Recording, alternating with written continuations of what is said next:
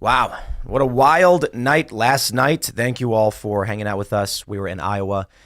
Got back at around 3:40 a.m. I'm exhausted. We got big news tonight. The GOP debates in New Hampshire have been canceled.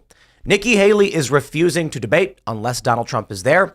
Ron DeSantis says he will debate 2 empty podiums. And they were like, yeah, okay, no, Ron, thanks for the offer. But Nikki Haley did the meme.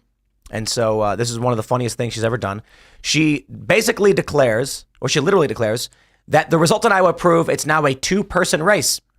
But she came in 3rd place. So I guess she's in some way conceding to Ron DeSantis, I guess. But I think the reality here is the establishment play is that the GOP primary is the actual election. Nikki Haley's a Democrat. She is funded by Democrats. Democrats are voting for her. And I think they're hoping that in places like New York City and California and Illinois, when they have their Republican primaries, Democrats show out in force for Nikki Haley. And then it doesn't matter if Joe Biden is running for the Democratic ticket, because if it's Biden versus Haley, you get a Democrat either way. So we'll talk about that. But Vivek Ramaswamy announced last night that he was dropping out of the race. And I think we kind of realized it because, you know, we really like Vivek. He's a great guy, with all due respect. He did cancel on us while we had scheduled him for the show that Monday. And I think it's fairly obvious why. When the results came in, they were a lot worse than I think Vivek's campaign expected. And so while he was supposed to join us here on Timcast IRL, he ended up not showing up. And I think we all kind of realized what was about to happen. But he did then endorse Donald Trump. He appeared in New Hampshire today with Donald Trump. And after speaking, the crowd began chanting VP over and over and over again. People are really excited for the prospect, but we will see. Donald Trump basically said they're going to be working with him in some capacity, but who knows what that really means. We'll talk a lot about that. And we'll talk about the primary process and where we're going. A lot of this stuff going on today with GOP primary related stuff. But there is a big story that I think we may get into. A report from the Daily Mail that China has created a new, they've gain of function researched a new virus that has a 100% kill rate in the mice that it infected. So we're glad to hear that, especially when we're talking about World War III and all that stuff. So great. All right, everybody, if you before we get started, head over to castbrew.com and buy our coffee. This show is sponsored by Cast Brew Coffee. It is our company. We sponsor ourselves, and we got really, really great coffee. It's the best. At least that's what I've been told. No, in my personal opinion, I actually do think it is the best. Appalachian Nights is everyone's favorite. If you want to support the show and you would like a coffee, go to castbrew.com, purchase our products because it helps support the work we do. And we do have a new blend out, Alex Stein's Primetime Grind, 2 times caffeine. Drink responsibly. We are currently running commercials of Alex Stein trying to freebase coffee, and then he figures out how to finally drink coffee. Don't do that. But you can drink the coffee. It's available at castbrew.com. And join the Casper Coffee Club. But also head over to timcast.com, click join us, become a member to support our work directly, because this show is made possible in part by viewers like you. With your support as members, we were able to go to Iowa and do this caucus show. And also just an after shout out to Based Records. They also help sponsor the show and make it all possible. So we're really, really grateful to the guys over at Based Records, at BASTE. And I just want to say we got plans for a big event coming up in March. We want to travel more to do on-the-ground events at various primaries and political rallies and debates. We're planning the RNC. We do not make money doing that. I'll put it this way. We make money, but it costs more money than we make, right? We're able to do that if you guys become members. It is extremely, extremely difficult. So that being said, well, normally as a member, you will watch the members-only show Monday through Thursday at 10 p.m. There will not be one tonight because I'm on the verge of collapse from not having slept after flying back. But we're here for you guys to keep doing the work and doing the show. So there won't be a members-only show tonight, but you also get access to the Discord server where we can hang out with like-minded individuals. We have a couple documentaries that are up. We're working on more documentaries. We have a bunch of members-only content on timcast.com. And the most important thing is that your membership at $10 a month allows us to go to the primaries and interview these candidates. And I want to say, as much as people are cheering for Vivek Ramaswamy, we were able to do a town hall with him last week, Wednesday, and it was a smashing success. On YouTube, it has nearly 1 million views. The podcast has a couple 100,000. So it's all thanks to you guys as members. So smash the like button, subscribe to this channel, share the show with your friends. Joining us tonight to talk about this and everything else is Adam Weiss. Tim, thanks for having me. I can't believe you're doing the show after the brutal week in Iowa and with no sleep. But thanks for having me. And I'm Adam Weiss from New York. I run a communications PR firm and I'm a contributor at RAV, Real America's Voice News. Catch me there every week. Right on. And of course, we have Hannah Claire hanging out. Oh, hey, you guys know that, well, first, I'm Hannah Claire Brimlow. I'm a writer for SCNR.com. If Tim collapses, this immediately becomes Brimcast. It's like a hostile takeover staged by me personally. I'm really excited because Libby Emmons is here. Hey, Hannah Claire. Hey, Adam, Tim. Thanks for having me on tonight. I'm Libby Emmons with the Post Millennial. Glad to be here. Well, yeah, if you want to do a members only, I'll go to bed and you can do a Brimcast after the show. I don't even know what I would talk about solo alone in Brimcast. No, I could if you wanted me to, but we'll see. it's not the same says. without you here, Tim. I'm tired. But Libby is here. She's Ian. I'm Ian. Filling in. We do these late shows when we fly in. I get to bed at we get back at 3:30. I'm asleep by 3:40 because we got to bring our bags in. It snowed 4 or 5 inches. It was very snowy last night. So the car that picked us up, holy crap, it's so brutal. We could not actually drive from the airport. We couldn't land at the airport where our car was because of the snow. Mm-hmm. So we had to land at a different airport 40 miles away. Then we had to have a car come and pick us up, which they didn't know where to go. Then they had to drive in unplowed 4 inches in a Honda Civic. We did have some SUVs, but it's all unplowed. So everyone's driving. We drove 20 miles an hour. When we tried to speed up, we were slipping, and I'm just like, oh, this is so brutal. Finally get home, couldn't go up the driveway. Our driveway is about 1,000 feet long. It's a long, winding, middle of nowhere path. And so we had to walk up carrying all the bags. And then I finally get to bed. I wake up at 7. I get back to work. So, welcome to work. Well, I wasn't up that late. I was up until I guess about 12:30 working and filing stories on last night's adventures in Iowa. But when I woke up at 7, I went back to bed. I was like, I woke up, got to work, and then I was excited to try snowboarding because we finally have snow, but there's no base, so it just sinks into the grass. Yeah, but it is what it is. And then I basically just slept a little bit and then still had to work. But we're here. Serge is pressing the buttons. Yo, I am. Good to be back and out of the polar vortex death storm we were in. But let's jump to the news, ladies and gentlemen. We got this from the New York Times. ABC News cancels GOP debate after Haley demands Trump appear too. Nikki Haley said she would not agree to more debates unless Donald Trump was on stage with her. Another debate on CNN was in doubt before the New Hampshire primary next week. I think it's funny. There's no primary. No. This is not a primary, okay? This is something weird. Nikki Haley is not even going to debate Ron DeSantis. Why are either of them running after Trump won with a historic blowout landslide in Iowa? It was a landslide. It was 30 points. That's the biggest ever. I think the past record was 12%. Mm-hmm. Yet Trump's going to win. Everybody's wasting their time. However, what do we get from, what was it? I think MSNBC said, I think it was Joy Reid. She's like, Iowa's all white Christians, so they're of course going to swing for Trump. I think they're laying out their plan for Nikki Haley. She is Hillary Clinton. This is the election. The primary is the general. The general is meaningless. We were speculating for a long time about how they're going to get rid of Joe Biden. And I'll say, we were correct. Joe Biden is not their nominee. Nikki Haley is. Well, the election is happening right now. And when the primaries go to California, Illinois, and New York, all of these urban liberals are going to show up as Republicans to vote for Nikki Haley. Yeah, well, a lot of Democrats have been giving money to Nikki Haley, and we've seen that. We've seen Nikki Haley donors bragging essentially about how Nikki Haley gets all of this Democrat money.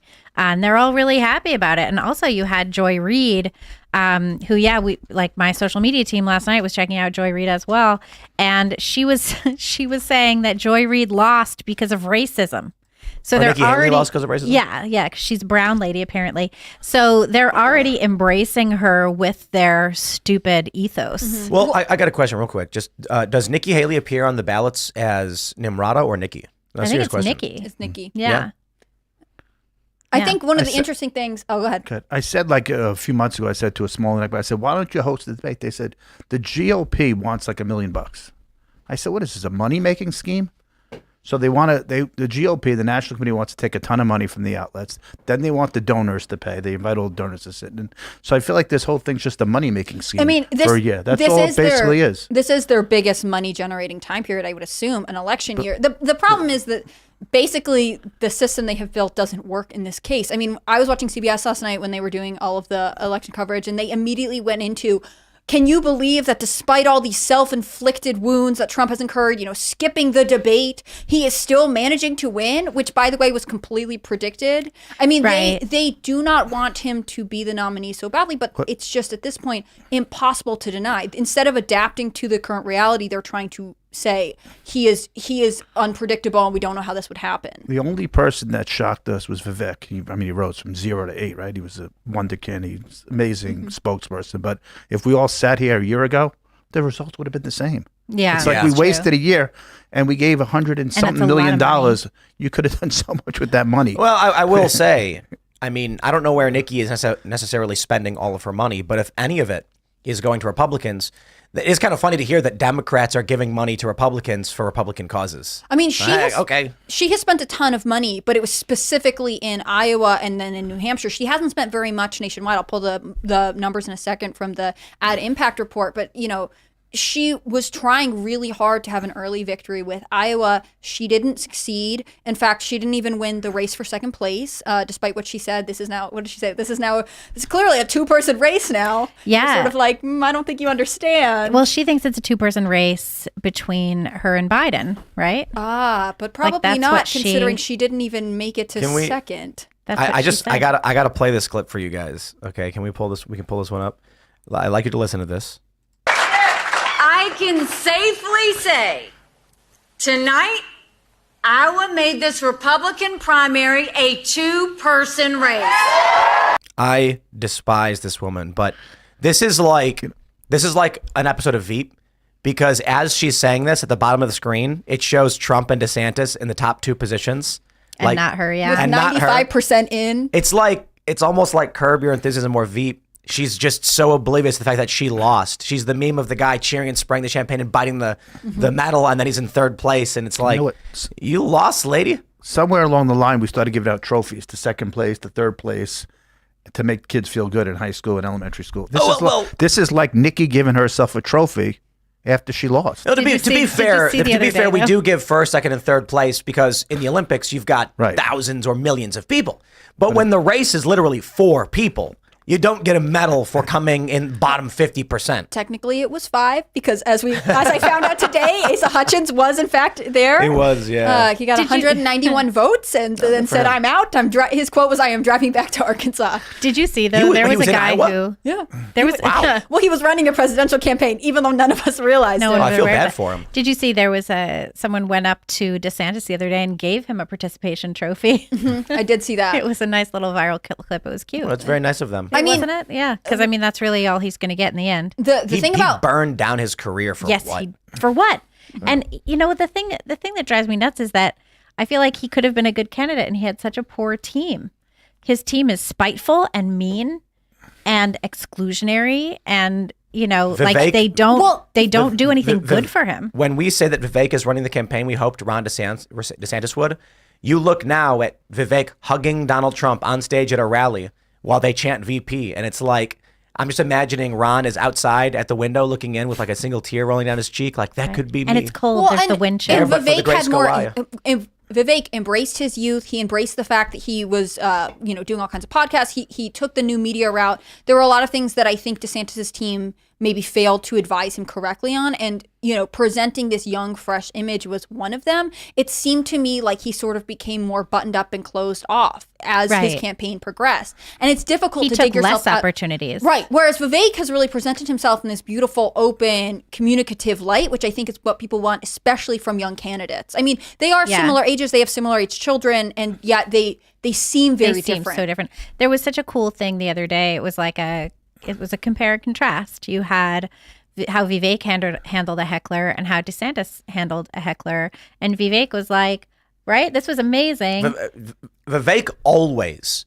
So on Wednesday when we did this town hall, the Timcast team was like, they come to me and they go, "We asked everyone who's coming to the show to write down a question, and then we're going to go through them and figure out which ones are good." And I'm like, "No, that sounds terrible." I was like, "We don't want to do that. Like, that's like corporate garbage."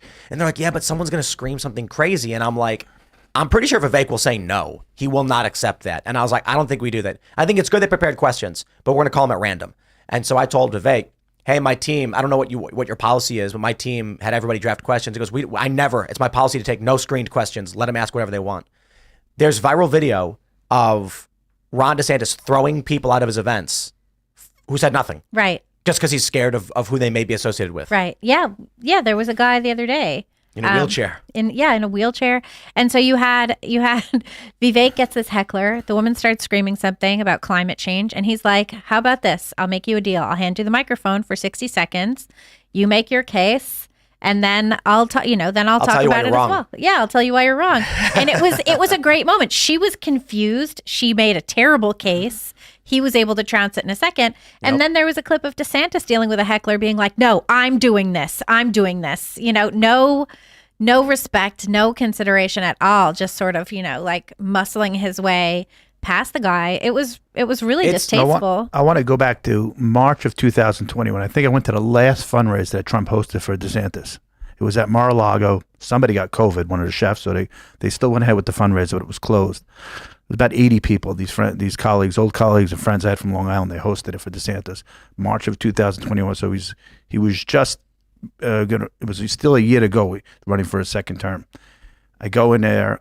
I'm with my dad. I'm with other friends. I went up to very close to the governor. I'm trying to talk to him. I'm getting nothing out of him. I'm doing my best. I just moved here from New York. It's terrible, the policies. I couldn't get anything out of him that I remember. If you meet the sitting governor, who's doing a great job, I'm trying to get a conversation, and nothing's coming out of him, no personality, which you can remember. What do we have, memories in life? I can't remember talking to the governor because nothing came out of him. Trump is there. He sees my dad. He's at a clear distance. Is that your dad? He says, get him over here. I want to take some photos and talk to him. That sums up the difference in that little moment in time. And that Trump held his last fundraiser for DeSantis, that sticks out. And that kind of sums up the personalities. I'll tell you the first story I've ever heard of Donald Trump outside of like the media. I was in Chicago and I met this guy who was a music producer, young guy, like, college age music producer. And he said that he was, I think he was doing some kind of delivery when he's going to Trump Tower to drop off a package or something. Donald Trump is coming up behind him as he's walking in, and he holds the door open for Trump and his team as he's walking in, and then he walks in behind him. Trump stops and goes, hey kid, thanks, and he throws him an iPod. This is back in the day when iPods were like several $100s and it meant something, but the kid caught it and he was like, whoa, like I held the door open for this guy. I hear stories like that all the time where Trump stops to make sure he leaves you with a positive impact. When I went to Trump Tower during his campaign cycle in 2015, I was with some colleagues and I was like, hey, we're covering Trump's rallies. We're covering Trump. Let's go see what his employees have to say about him. So we decided to get food at the Trump Steakhouse. Asked everybody what they thought of Trump. They love the guy. They love him. He has an ice cream shop downstairs, and I asked him, and the people working there said, Trump will show up randomly and call all the staff out and just hand everyone $100 bills. And everyone's like, we're so excited when Trump comes. He's such a nice guy, shakes everybody's hands, thanks them for their work, and then gives them $100 cash. To be fair, Tim does this too. We'll just gather around at staff meeting, hands out staff meeting, here's money. No, I'm just kidding. Tim doesn't do that. No, we play poker. I take the money from you. Yeah, and Tim gets us like snacks and stuff. It's fine. No, but I think that's true. Trump had that personality, and it stayed true when he was president. I mean, the presidency, I could see potentially you dial it back a little bit. You have to whatever. One of my favorite clips of Trump ever is when he and Melania, my favorite first lady, were handing out Halloween candy, and someone comes up in like a Minions costume and he like puts this full-size chocolate bar in this kid's head and he's obviously laughing. Like there was something. Dude, I gotta pull that clip up. Please do. It's my one of my favorite Trump clips of all times. There is something, he's brash. There are times you don't like him, whatever. There is such a personality that is true and authentic there that you kind of laugh along with him. Last night, here we go. Wait, can we just play this real quick? Because it's like it's the best. One of the best clips of Trump ever. There's a little two Spider-Mans and a unicorn princess. Melania's like, here comes the minion. Look at this. The kid's hands. He can't reach his head. They both put candy bars on, and then that's amazing. They slide off and fall in a little girl's bag. And it's Melania who's like, well, I'll give you another one. Like, hold on, don't leave. Yo, that is one of the best moments that's ever. Really funny. Look at him. He like tests it out, make sure it doesn't hurt him. And then look, it slides off the head and lands right in the girl's bag. Oh no, they fell on the floor. That's why she gives her another one. Then someone comes and picks him up. Oh my God. The kid in the Minions costume, his arms can't reach above his head. It's just these small things. Or there's another one where he's on the phone. We don't have to play this code, but they're taking calls from kids around Christmas. And there's one where he's like, wishing us. He's like, how old are you? 7? Merry Christmas. So do you believe on Santa? That's right on the edge. Like, where are we now? Like, he just has a personality that shines through. And I think so many Americans like that because it's not stiff and formal. I think Ron DeSantis could have a political future. I'm not one to speculate what it could be, but it's sort of embracing that personal connection that people are really craving in this day and age. And it has so much to do with our personal interactions with our neighbors falling apart. To see a president that you can all kind of share these memories with and laugh, like that's something people desperately want. And the politicians that can do that, like Trump, like Vivek, thrive. I mean, the Heartland proved last night they love a funny, brash fighter, New Yorker, right? And we proved it again last night. And the culture, Hollywood, the media used to love Trump until 3, 4, 9 years ago, until he decided to say, I'm a Republican, I'm running for office. All of a sudden, he wasn't. Well, he was great for headlines. Right. He's still great for headlines. Still great for headlines, but it's negative headlines. It used to be all positive. Trump was an icon in New York. He did so many wonderful things, building the skating rink. He paid for Jesse Jackson's office for the Rainbow Coalition. Oh, really? Yeah, back in the day. Interesting. I didn't know that. No. Let's jump to this story. We have this tweet from Team Trump. Flashback. Trump said, I just found out that Democrats are funding Nikki Haley's campaign. I hear that Democrats are contributing to Ron DeSantis. Let me play the clip for you guys. I just found out that Democrats are funding Nikki Haley's campaign. I hear that Democrats are contributing to Ron DeSantis's, or Ron DeSanctimonious, to Ron DeSantis' campaign. I got to stop you there, Trump. It's DeSwamptus, okay? DeSwamptus was always the best name, but he went with DeSantis, whatever. But the conspiracy theory now, I suppose, I don't think it's actually a conspiracy theory. I think it's a fact. We know for a fact that Nikki Haley is getting support from Democrats. Many of the voters that are coming out and voting for her in Iowa, that voted for her in Iowa, are liberal individuals. And we have the proof. It's in the pudding. The Iowa caucus results, Trump lost only one precinct, and it was by one vote. Actually, it looks like he may have reclaimed it. So this was, where do we have? Johnson County. Oh, no, okay, no, Johnson County. Look at this. They're not even showing it anymore. Johnson County is the only county that went for Nikki Haley by one vote. And as it's pointed out to us, this is the urban liberal college area. So it's not surprising that's what's happening. But that would mean that many people who are coming out for Nikki Haley, they're in liberal areas. They are liberal Democrat voters. And then we have this from the New York Times. In Iowa, Nikki Haley has the attention of Democrats and independents. Haley has attracted the interest of non-Republicans who say they'll caucus for her as rivals attack her for an insufficiently conservative message. This is the play, ladies and gentlemen. We were speculating. How are they going to get Joe Biden out of the race? Joe Biden would have to suffer some injury, get sick. But then he's past the point at which the Democrats can have a primary. So then people said it won't happen. A strategist for JP Morgan said, no, he will drop out due to a medical issue. And my response was, that's actually smart.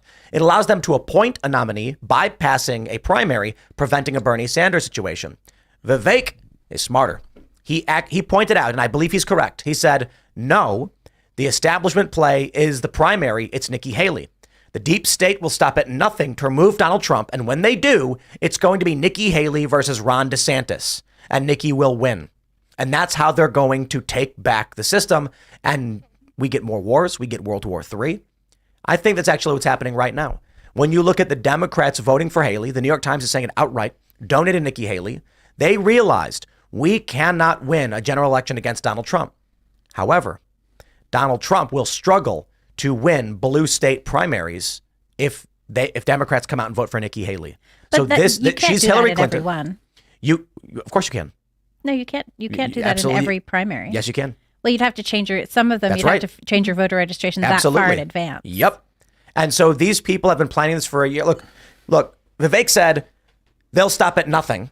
And we can't look back on this in 2025 and say, how did we not see this coming? He's correct. So how many votes do they need to beat Donald Trump? Nikki Haley got what, 9 delegates? Let me, what was it? She got 8 delegates. 8? She got 8 delegates in Iowa. She's behind Ron DeSantis, but she is polling in the high double digit, or I should say near as high as Trump in New Hampshire. And it is speculated these are Democrat voters that have switched their parties. This is it. I mean, in New Hampshire, you don't have to switch your party. You can be an independent Democrat, vote in the primary. Right.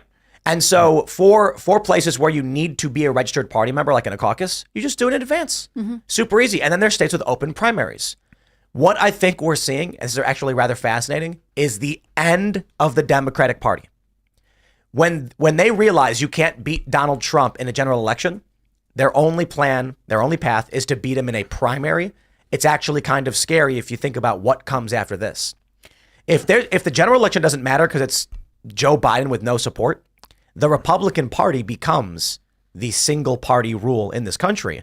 And while many people may say, oh, but that's great, we like Republicans, we'd rather they win than Democrats. No, but you don't understand. It's Democrats weaseling their way into the Republican Party as their only means of stealing power. And then instead of having general elections, we have whoever our president's going to be is going to be solely based on who wins the Republican primary.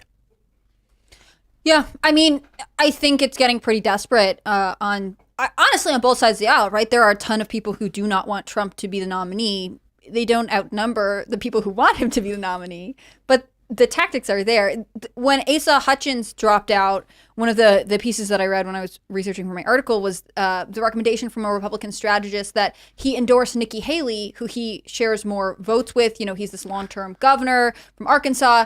I think there are going to be sort of moments until the end, until her campaign is over, where people are trying to say, well, if just the right people and she gets some states, we can still make this happen. There's still a way to deny Trump. And I think that's ultimately denying reality at this point. Yeah. I think you have something interesting, Tim, because I saw a friend from the Hamptons, an older gentleman, Andy Sabin. He was on Neil Cavuto last week. I was just thinking about that and one, he said, the interesting thing, we're doing a fundraiser for Nikki at the end of the month, and a lot of Democrats are coming. Yeah, he said, believe it or not, a number of it is coming from Democrats. Democratic fundraisers. Yes, are right. coming. And they're doing a big fundraiser in New York for Nikki Haley. Why would they join Nikki Haley, Democrats? Right. And what are Nikki Haley's positions? Pro-war. Pro-war. Don't call illegal immigrants criminals. Right. Register with the government before you comment anything online. Right. Censor social media. Yep. She's definitely sort of the Hillary Clinton of this campaign. She's even running on, I'm a woman, elect me. Right. That's a qualification somehow. And she likes to talk about her high-heeled shoes. None of this relates to me I think at all. if you were really a candidate, you wouldn't have to, like, you being a woman would be like a fun benefit, right? But it wouldn't be the major tenet of your campaign. This ad impacted the study, and they were talking about the top themes that each of the candidates during their ad spends have, because Republicans have spent like $230 million so far. Waste, yeah. And Trump is talking about illegal drug trafficking. He's talking about the border. He's talking about policy. He's talking about trade. And both DeSantis and Nikki Haley are talking about China, which, fair. And they're talking about character, which is just code for they're trying to say we're better than Trump. And I can't even remember the last thing they talked about because it's just so irrelevant. Like they are trying to separate themselves from Trump, and Trump is the one setting the pace for policy. Well, the thing is, Trump is able to run on a lot of the same policies and ideas that he did in 2016 because he had 4 years. He did a lot of really good things. Biden took over, literally reversed everything on purpose. And now it's like, oh, we're back here now. We have to redo it. Even look at the situation with the Houthis in Yemen, right? You had Trump, when he was leaving office, classified the Houthis as terrorists. The day he came into office, Biden reversed that, and he said, no, they're not terrorists. And the reason that he reversed it was for apparently humanitarian reasons, which is the same reason we're throwing money at Gaza, right? So that Hamas can massacre people again. But now Biden's talking about, oh, I better make the Houthis, classify them as terrorists. And it's like, they've been terrorists this whole time. Mm-hmm. So he literally came into office, reversed all the good things Trump did, made a whole bunch out of spite. Out of spite. That was the worst part. Did a whole bunch of really bad things.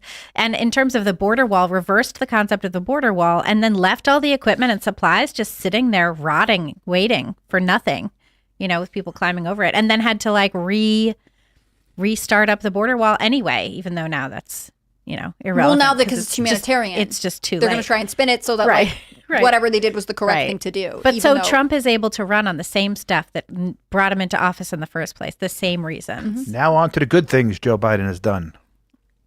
Oh, it's very quiet now. He's got a 33% approval rating. Nothing. It's rough. Can we think of anything? Nothing. Come on, let's be as nice as we can. Nothing. I can't. He's been pro pardoning people for some drug offenses, which, like, depending on your stance on that could be perceived as a good thing. He's given us some of the best memes of the day and age. The marijuana pardoning thing was dumb because there's nobody in prison at the federal level. Exactly. Yeah, for possession. It's Look, when all the rambunctious left progressives were anti-Israel, he stood up a little bit. But I just read recently he hasn't talked to Bibi, the prime minister, in like 3 or 4 weeks. That's right. Yeah, but he's like not incredible. Being wishy-washy is like, what's a good thing he's done? Being like halfway there is not a good thing. Right. It's like, well, he was like tepid here. No. What was he good on? I'm trying to be honest. Like, I want to think of something because I feel like it's too easy to be like everything he did is awful and he's terrible. Like, I want to be analytical and say like, well, maybe this was good, but it's very hard. Well, I remember during Trump's presidency, so when he won in 2016, I remember thinking, okay, like I didn't vote for Trump in 2016, but he's the president. I'm going to support the president and I'm going to watch what he does and see what his policies are and go from there. And then he kept coming out with policies. I was like, that's good. Well, that's good. That's good. And with Biden, I did the same thing. I was like, I didn't vote for Biden. I wisened up. I voted for Trump. I didn't vote for Biden.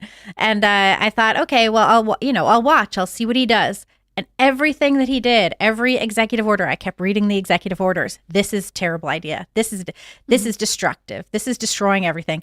I can't think. I've been tracking his time in office since he took over, and I can't think of a single good thing that he did where I was like, oh, that's good. I'm glad he did that. I can't think of anything at all. I mean, even with Obama, I remember, he made some efforts to encourage private investment in space travel, and I was like, that's good. Yeah, right. But was Hunter Biden on the board of the space travel company? Yeah, it's always the question. Yeah. I mean, it's to me not a good sign that there is a president that we can't off the bat be like, this one seems okay. Well, look at what he did on his first day in office, right? He pushed equity. He pushed weird gender stuff. He reversed the border wall. Right. He declassified the Houthis as terrorists. Well, he did so many terrible things. And he said during his first campaign speech a couple weeks ago, the Republicans are all focused on the past, and then all he did was talk about January 6th. But that's actually been the theme of his administration the whole time. I mean, everyone is saying, Trump is saying revenge and he's going to do whatever, but actually it's Democrats who have been acting out of spite, right? Mm-hmm. The fact that he reversed his first day in office, reversed a ton of Trump policies just because Trump did them to prove to his base that Trump is bad, and then let us all suffer the consequences of his, spite is not good. What out of the two of them, who talks more about the future and who harps on the past nonstop? The Democrats harp on the past. Let's jump to the story from The Independent. DeSantis fury after Trump is projected Iowa caucus winner before some even started voting. Language from the DeSantis campaign echoes Trump's own election denialism. It's kind of sad because DeSantis had said previously that if Donald Trump loses in Iowa, he will claim it was fraudulent or it was untoward or something like that. And now that Donald Trump has won, it is actually the DeSantis campaign saying that something was a foul here. But here's the real conspiracy, my friends. As many of you may know, if you were watching the Iowa caucuses last night, within about a half an hour of the caucuses beginning, they called the race for Donald Trump. The Associated Press said, "We have seen enough. Trump is the winner." Now, of course, the DeSantis campaign is saying that's not fair. People haven't voted yet. This is a trick to help Donald Trump. DeSantis' campaign staff even said that. The media is pro-Biden. They want Trump to be the nominee because they want Trump to run against Biden so Biden can beat him. These people are as dumb as a box of rocks. I'm sorry. That's offensive to rocks. The reality is this was a play against Donald Trump. And I'll break it down for you, and I am right. Okay, maybe I'm wrong, but okay, but hear me out. Think about this. Whose election is it to lose? Donald Trump. If you're a DeSantis supporter, you know entering this race, you are facing an uphill battle. You know that if you want Ron to win, you must fight tooth and nail. And so you're sitting there ready to caucus, and you get a push notification that says Trump is the winner. You knew Trump was the favorite here. You know that to win, you must do your duty. Why would you leave? Now hold on. You're a Trump supporter. You know Trump is going to win. Everyone is telling you the race is pointless. Why are we even having a primary? Trump is up 30, 40 points. You're sitting there in minus 15 degrees in your caucus location and your phone burnt and you look down and it says Trump is the projected winner already. And you go, okay, I knew we won. I don't need to be here. Everybody knew Trump won. I'm going home. The reality is it was Trump's to lose. And the only people, I would say Trump supporters are more likely to leave having already believed they were going to win in the first place. And this is brought up by Trump and many Republicans, that because the polling favors Trump so much, Trump supporters are more likely to be like, well, I guess Trump already won. Why do I need to show up? This is what they warn about. Some people say this is what cost Hillary Clinton 2016. They were so confident Hillary would win that many Democrats were like, why even bother showing up?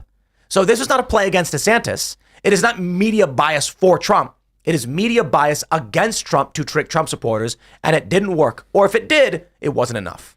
And you got a great point, Tim, because right before we went on air, I read an article from Politico on their newsletter. It says Trump won, but only 7% of the Republicans came out. So that's their story. Lowest line, right? So lowest turnout in a decade. So if you're standing online or waiting to vote, and I wasn't there, you were. How cold is it? You're like, oh, Trump won. Let me go home. You're not going to wait anymore.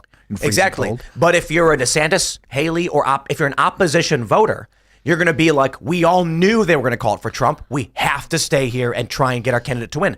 If come 2024, or 2020, I mean the election in November, Trump supporters are not going to back down because they know you need a tsunami of votes to win.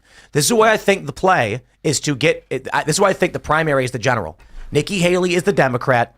She's running in the primary to beat Trump, and she's going to try and beat him in major urban strongholds. The play here is, well, it's basically that. They are going to try to convince Trump supporters that the GOP primary, it's done deal. Trump can't lose. Don't even bother coming out. And that might work. See, because everybody's saying, come November, everyone must vote. Bring your friends. Don't assume Trump will win because that's how they trick you. But in the primary, everyone's like, Trump won already. And RFK gave up on the primary, right? He said, "This is Well, rigged isn't he an rigged independent? But at first, he was a Democrat. He said, "This is Right. too rigged. I can't run in there." There's another congressman, I believe his name is Dean Phillips, ran. He's getting no attention. Well, so, Phillips is doing. I think he's doing okay in New Hampshire right now. right. So the play is probably let's get as many Democrats as we can in New Hampshire and vote for Nikki Haley, and this way we can somehow stop Trump. If she can win New Hampshire, then it's Nikki ahead. This is with what the people donors are and the media. And people are missing out that there's going to be Republican primaries in blue states. Nikki Haley could win those. So how many ways are they trying to stop Trump right now? They're trying to pull him off the ballot, right? They're trying to send him to prison in New York, Georgia, and at the federal level. They're driving him crazy with civil suits. They're driving him right. They have the E. Jean Carroll right. and the stupid Letitia James one. You took out loans and paid them back. That's a criminal offense. Right. So he's Crazy man. How dare you? Wait, he won the primary last night. He flew to New York and sat in a civil trial. That's with this stupid garbage. E. Jean Carroll thing. It's just Such garbage. trash. And then he just flew back to New Hampshire and did it. The Right. energy this man has is amazing. I know. At his age. It's incredible. Yeah. People will tell me I work a lot, right? Because I'm barely functioning off any sleep right now. And I'm like, don't look at me, look at Trump. Yeah. No question. I mean, he's flying nonstop. I don't even know how he does it. I don't know how you do it. And I don't know how Trump does it. Man, it's Isn't hard that enough for interesting? me. Everywhere up the level because you all Right. work really hard. I mean, like both of you. I work extremely long days, but It was the I'm not There's flying always- back from Iowa at 3:00 in the morning. I got to start was eating more McDonald's it was because the- Trump eats McDonald's. And Right. that must be Doesn't it. he like a Diet Coke And the guy golfing. too? Yeah. You got to start golfing. David does not want to stop her.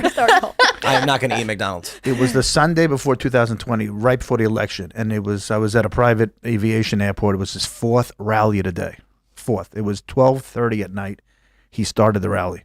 I turned around. I saw New Yorkers I knew and Floridians everywhere. It was like 5,000 people. I said, "There's no way he's going to lose this election." It's 12:30 at night. There's 5,000 people, and it's his fourth stop, and he spoke for an hour and 15 minutes to 2 a.m. Yeah, I said, how does he humanly do this? If you told most humans you got to do 2 stops today and do 2 speeches, I'm like, well, I don't know if I could do But that. he's also so personable. Yeah. I mean, like last night at his victory speech, he brought Brick Suit up on stage. That was that was so cool. funny. And I like Brick Suit. I think he's a really swell guy. And I thought that was great. Like he notices his supporters. He calls them out, and he's just like so present in the room with people. I've seen him speak a couple of times, and usually it's at these like giant things. Yeah. And it's always personable. Yeah, he has, It's and he can pretty feel the crowd. amazing. I mean, we might just credit him with being an extrovert here. He really does feed off the energy of people, and, Right. and being around people. An introverted person would be like, "This is too much. I must leave immediately." But I think Trump's energy also underscores how tired Biden's campaign already is. Right? They should just go back to that basement. I mean, put on the masks. Right. And Trump is younger than Biden by what, 2-3 years, but Biden seems exhausted, and he is in the White House with Well, he has the everyone old around man him. walk. He has the old man walks. He has a slur. He has like his voice has audibly changed, and it's just rough. You know, Like, You it can't doesn't make seem like you can't make Weekend at Bernie's jokes about Trump. I was thinking, just like totally for no reason, and it's nonsensical, but all the things, like there's a lot of things we don't like about Joe Biden that are perfectly acceptable if he was a golden retriever. Like, first, the obvious is sniffing kids. Right. The dog runs up to the kid sniffing. Nobody cares. It's funny. Fumbling around and falling down and rolling on the ground. We laugh. Oh, puppy fell down. And then the muttering incoherent nonsense. When the dog walks in the room and goes, rah, rah, What do you rah, rah, rah, want? we're laughing. We're like, I wonder what. But when Joe Biden does it, you're like, this guy's got the nuclear codes. Yeah. I But, saw but a at least the TikTok. dog always knows where the stairs are, right? That's Biden true. never does. Who would be a better president right now, a golden retriever or Biden? Golden That's retriever. a rough. Yeah, no, probably. for real. Because paralysis is better than whatever it is Biden is doing. I mean, a golden retriever as president, CBP is going to come and be like, sir, what should we do at the border? And it's going to go, brr. And they're like, we have nothing. We have no idea. Joe Biden's like, facilitate human smuggling. And then they do. Yeah, So at least the golden retriever can't give orders. that's true. But No, he can get belly rubs. and he would just look great. He would make us all feel wonderful. So Joe Biden, we're just like nervous about all Joe the time. Biden getting belly rubs would be alarming for the country. No, I don't want to. That would be really weird, wouldn't it? And you notice how every time he goes out there and gives a speech, what he really says is Trump voters suck. Yes. You notice how he He's does that so over and over again? negative. And it's like, how would any of us ever come vote for you? All you do is tell us that we're extremists, that our religion is bad, even though, we're basically just Christian. Also, when convenient, you claim to be Catholic. Right. That's what I'm saying. It's like, the FBI targets Catholics. The FBI targets parents who speak up at school board meetings. Joe Biden calls us all extremists. And we're supposed to like come around and be like, no, it's okay that you're, destroying the country and you hate us. We're going to vote for you anyway. Like, why would you vote for someone who just keeps telling you that they hate you? Adrienne Curry in the chat says Golden would have great polling numbers no matter what it did. And that gives me an idea. Like, I'm going to take a picture of a golden retriever and just post it on X with a poll, like favorability rating, favorable, unfavorable. And I bet it's going to be like 95% favorability. Dog people are gonna go berserk in your chat. I feel like they're gonna have all kinds of comments about it. People Yeah. feel really strongly about What's their your dogs. favorability of random dog I found on internet? Yes. I mean, I would think a border collie would be a better call for president. It's smarter than a golden retriever, but a golden retriever do less harm than Joe Biden. I think. I like a think I'll do corgi. that now. Yeah, I like a corgi. But that's the British monarchy's dog. I They've know, already but- and claimed they it. round people we'd up. Field occupied. It'd be like a whole thing. I used to hang out with my friend in Connecticut at his family's lake house, and we'd all go hang out. But he had this corgi, and all of us, goofy kids would be hanging out in the yard, and the corgi would notice that we weren't all in the same place and would just start rounding us all Yeah. up. And we'd be like, "Oh my goodness, Ginger just rounded us all up." My That's crazy. my cousin had an Australian cattle dog that they were like, oh, we'll rescue it, but it was from like a working dog line, and there were a lot of us growing up, and it would herd us onto couches. Would my little guy make great president? Or what? What? Sammy. Chihuahua. That's Aw, it's so and cute. tiny. I don't know if the cameras can see it, but it's a tiny, tiny Chihuahua who's very, very, very sweet. Sammy. What's the stamina yeah. on this dog, right? Like, But even last night, Joe Biden's staffers, I guess, tweeted out at 11:30 p.m. because, of course, Joe Biden was probably asleep, but tweeted out, looks like Donald Trump just won Iowa. He's the clear front runner on the other side at this point. Here's the thing.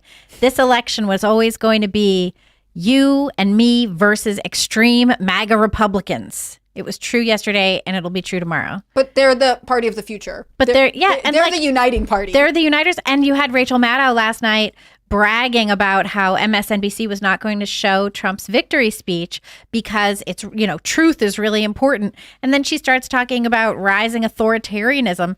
And there she is, literally praising the network she works for censoring the guy who's giving a speech thanking his opponents and talking about unity. Mm-hmm.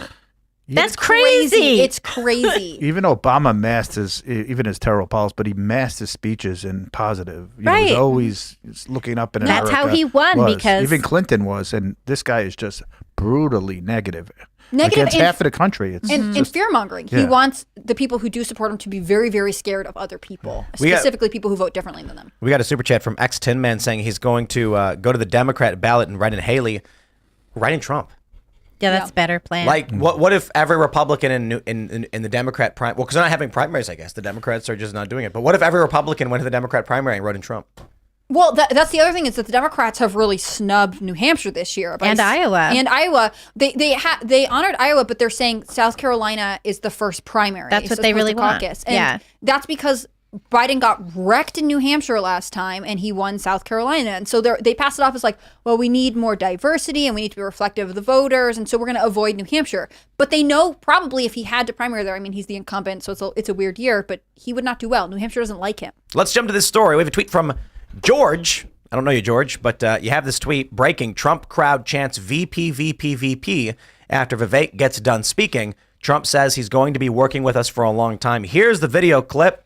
Let's play it for you right now.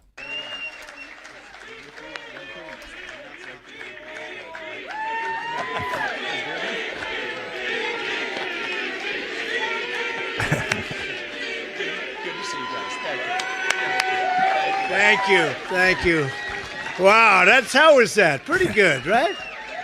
That was pretty good, and he's a fantastic guy, and he's really, he's got something that's very special because he started off with a Zippo, and he ended up very strong. He did a great job. I was actually surprised when he called because he was doing well, and it's an honor to have his endorsement. He's going to be working with us, and he'll be working with us for a long time. He's going to be working with us For a long time. Because we were talking about this a little bit before the show. Vivek needs to work in a Trump administration. If he's going to be the next guy after Trump, and I think he can be, he needs government experience. One of the pitfalls, one of the reasons why Vivek was not the guy this time around, Trump had that first term. He walked through the minefield. He hit some of these mines. He knows where some of them are. He can do a better job this time around. Perfect? No. Good? Yes. Vivek, good speaker, good ideas, great ideas, in fact. But he doesn't know where those landmines are in the same way Trump does. So if Vivek gets a position in the Trump administration, then coming into 2027, he begins campaigning. He will have the experience behind him. And I got to tell you, man, Trump is this unrefined ore, and Vivek is refined. When Donald Trump explains something, it works for the average person, and he's this brash, crass guy who's going to say it like it is. Vivek can lay it out analytically, and he can sell it to you. So I think this team up, I don't know to what extent. What do you guys think? You think he's VP? I think that would be great. What do you think, Adam? I don't think he's VP. He's just too big of a personality. I think he's a cabinet secretary because cabinet secretary, your name will be constantly in the news. You can go on TV all the time. You can create policy. You could be be ready, prepared for 2028. VP, I think he needs someone like Trump needs someone like a Tim Scott, a more calmer. There's a rumor. Carson, Tim Scott.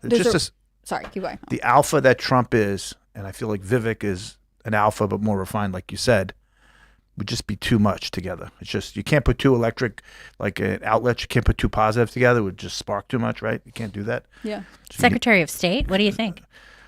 Secretary of Energy, Secretary of Commerce, maybe chief of staff, but I think his you're personality right. might be too big for chief of staff.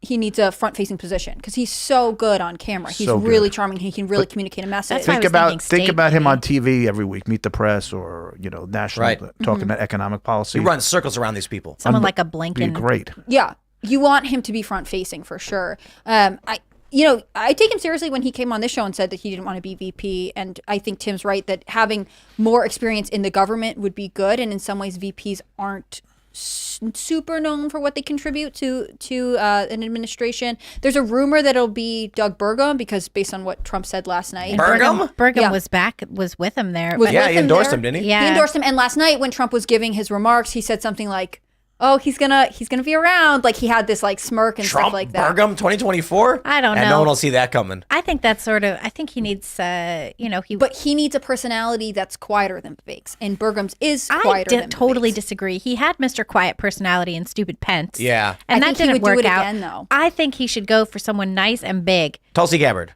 Tulsi, I like Tulsi. I like Tucker. I like anybody who can go out there and rev up a crowd almost as good as Trump does. Because also, he's going to need somebody on the campaign trail while he's being dragged around by, stupid Merrick Garland and his minions. Yeah, I would mean, love to see Trump just put a candy bar on Merrick Garland's head. so funny. Again, it was one of the best moments. It's terrific. I think that there are a lot of potentially good picks. I think Burgum would be weird because North Dakota is not, necessarily a stronghold. Bad I guess pick. it's different. But the way he was talking about him, there is a belief that Burgum is involved somehow. So you could start piecing together who his cabinet's going to be. My question with Vivek, and it could be great for him to gain experience on the federal level and then potentially run again in 2028. I wish that he would take some of the really innovative things that he talked about, like civic engagement and different things during his campaign, and apply it on a small scale in Ohio. It's just that the timing doesn't line up where he could take a position in Ohio and then run again in 2028, from what I know. I don't know. Burgum does not seem like VP. That you may as well put just Trump blank. Yeah, It's I not think like Maybe that's what it's not Trump like wants, though. I don't mean to be these cherry picking like Democrats, but I don't think we need a white male from North Dakota to help with the ticket. Maybe Well, at the- I least like if- the old way where you just get the second guy. You know what I mean? Oh, so Biden. No, DeSantis? DeSantis. Yeah, right. The old way was whoever got second place in the general would be the vice president. Yeah. That's how That you ended actually up with was good. Adams. The argument there was that the country would have representation for those who lost the election, and it makes sense. Now it's not. So No. half the country feels disenfranchised. You know who's very articulate, doing a great job out of New York, Elise Stefanik, the congresswoman. Stefanik has fun. done a good job. Excellent speaker. She went to Harvard. She's a real fighter. That's why she's so pissed at Harvard. I don't see VP there though. Tulsi Gabbard is a long shot, but Very long you kind shot. of make sense when people say it. You're like, okay, I can kind of understand why she'd be VP. People are saying Kristi Noem. Yeah, she kind of feels like VP. And she's been a Trump ally for a really long time. With Stefanik, I wouldn't want to lose her from Congress. I think she's doing really good things, and it's nice to see that representation in New York. I mean, part of the problem is that if you lift anyone out of position they're currently in, that becomes a vacuum, and you don't know what's going to fill it. I got it. Trump, 2024. Which one, You Barron? think Don? Yes. Junior? Yeah, Don Jr. Eric? Don Jr. Don Jr. Yeah, but then the Democrats would freak out and be like, he's just putting his own kids in. This is crazy. He's a Just like George dictatorship." Bush. Just Yeah. like George It's a Bush. monarchy. And the Adamses. Yeah, it's going Don to be Jr. is great, but I can understand why he's a family member. They wouldn't do it, but I think Don Jr. would be a great choice too. Do you think he would run for office on his own, though? I mean, would he run for state or, Senate or something like that? I don't think. before? I don't know if Don Jr. is going to go that route. I don't know. I don't see it. I've I always- think he could be a VP, but I think the play is to get someone outside of the Trump space. That's why Kristi Noem makes sense. Mm-hmm. Tulsi Gabbard could make sense, but it definitely seems like a 0.1% likelihood. I just- like Tulsi Gabbard as VP because military experience, fairly moderate, could attract former Democrats and disaffected liberals. She would also do some work, right? I mean, Kamala Harris doesn't do anything at all. Tulsi Gabbard would be like, I have a position. I'm going to do some stuff. Now, Kamala Harris entertains us every day with her Veep-style speeches. She's unburdened by what might have been. Man, it is amazing when she says stuff like, How does she the keep saying community that? is a good thing because it's the community. And it's like, and you're like, what? What? Well, and the Biden administration, initially, they had her out there, they moved her to the background, and now that we're getting closer to 2024, they're kind of being like, it's the Biden-Harris administration. They really are trying to sell that. Yeah, and it's but for the just middle not 2 working. years, they were like, stand in the back and don't say anything, because she was just not good, right? Well, they I were mean, trying to get her to do stuff, and she wouldn't do it. True, she Remember was the our whole border czar. and then her office was like, no, she's not the border czar. She's working on the root causes of migration in the Northern Triangle countries, and she's not even doing that. No, she's and then not. she was like, actually, it's LGBTQIA plus violence that is the problem. So we need to prioritize them for asylum, which then they had an a EO terrible idea. about that. That's Have the you deal. guys seen that meme where it's LGBTQ plus, and it's "Let's get Biden to quit" plus Kamala. Nice. That's very That'd smart. be funny. They're very funny. People, the internet is undefeated. I mean, I wish we could pick VP based on like what issue they are going to rabidly champion during the administration, because then I would love to see, you know, a really serious immigration restrictionist go into office. But I just don't think that's going to happen. So much of the VP selection is saying who can we court in terms of electoral college votes. And where's it's about- RFK Jr.? Is he still around? He was in North Carolina over the weekend. Alad was there covering him, and he has an event in West Virginia coming up. I think he's doing pretty well for an independent, but, you know, he's not.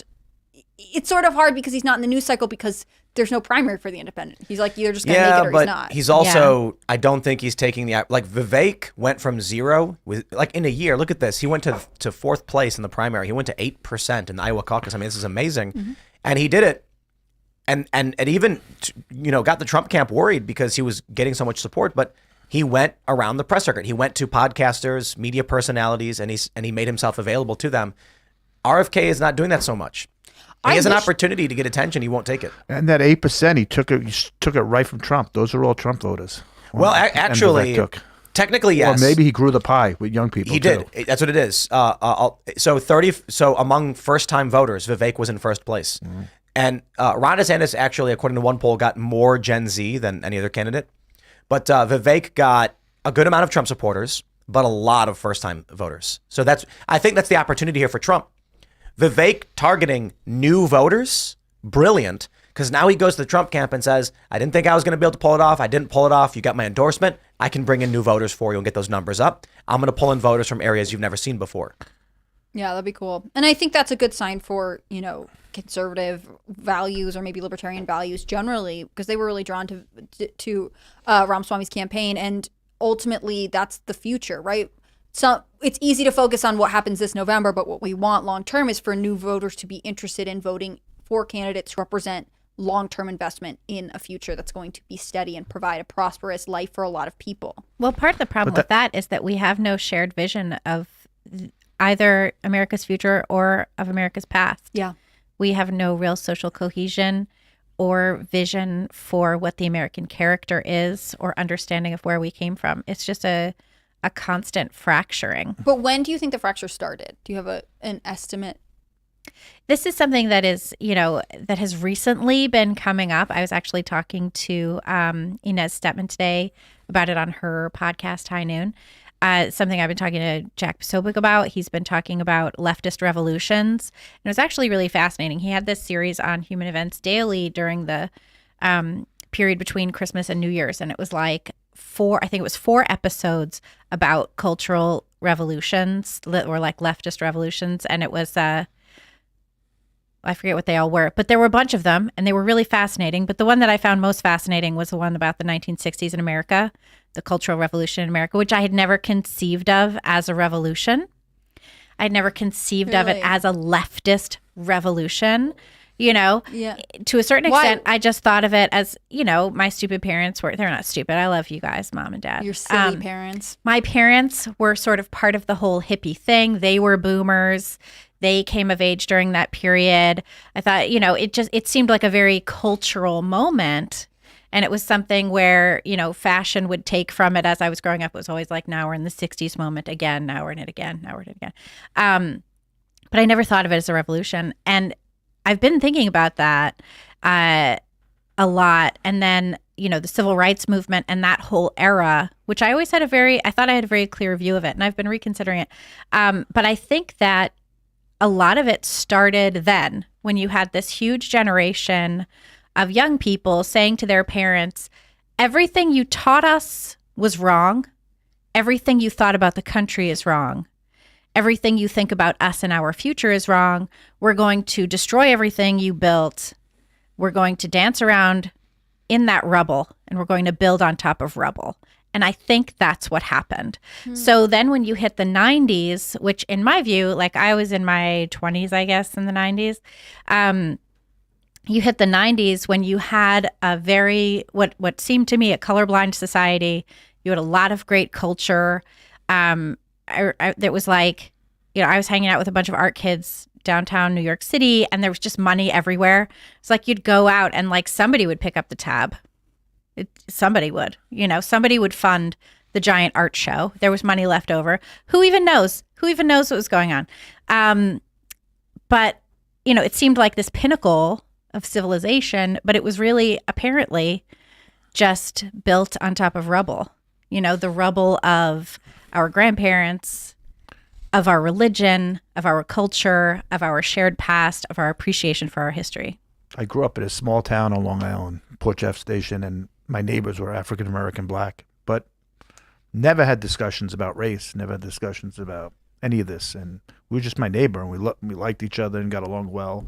Saying all along my life I had black friends, never thought of it. I think somewhere along the line when Obama got elected, at the very beginning of his term, there was this incident at Harvard University with this black professor. Right off the bat. And the police called because he was being obnoxious. He was screaming. Something about a beer. And right off the bat, the president of the United States took the side of the obnoxious professor. That's right. And went against the white police officers. And it became a race issue. When it had nothing to do with race. And the media jumped on this and said they need a lesson. The police need to go to, sensitivity training. And I think somewhere that incident, I feel like, stood out really in this lesson where Obama wanted to turn back the clock on race relations. And I feel like that's kind of like, that was the start of it. Didn't he have both those guys to the White House for a beer? And then he had a beer summit for what? Because the guy was being obnoxious and he had to accuse the white police officers? I think Obama had a negative impact on race relations, but all of this started with social media. The evidence is every single country experienced the exact same thing at the exact same time. And the only connected factor would be the advent of social media emerging in all these countries. What happens is, for Facebook at the time, and Twitter wasn't really that prominent, but Barack Obama used Facebook to get elected. It helped him get out the youth vote. What happens is, as the platform gets bigger, they need to find a way to keep people interested in the platform when their feed was inundated with too much content. When these platforms first started, you'd see an update every few seconds and you didn't care. Cell phones come out. Now Facebook is ubiquitous. Everyone's on Facebook 24/7. And you're following more than 300 people. Your feed becomes incomprehensible. It moves too quick. So they create the algorithmic feed where it only shows you some content some of the time. What happens? The stuff that gets the most clicks was related to racism. It actually was related to a couple issues. White nationalism. Not entirely, but a strong nationalist Christian and white nationalist content was prominent, as well as social justice content. However, these big tech companies, when you get these free speech individuals in the early days, they call themselves like the free speech wing of the free speech party on Twitter. They look at it very economically. They sit down at a board meeting and someone says, okay, a large group of people are posting about white nationalism. And a large group of people are posting about black nationalism. And they go, okay, well, look, advertisers will not buy on your platform if there's white nationalists here. Ban them all. Advertisers don't care about black nationalism. It's fine. What ends up happening is people have an option to click on the most, rage baity content they can. And for these biased reasons, the algorithm will always favor anger and justice over every other emotion. And justice can take the shape of many things, but when you combine it, you end up with police brutality, like things like you mentioned, like this professor. But if the tech companies are like, if a white guy is murdered in the streets and people start defending him and saying, white people are under attack, we got white supremacists, delete that stuff, advertisers will flee. But if it's, black people, Mexicans, Asians, or whatever, that's acceptable.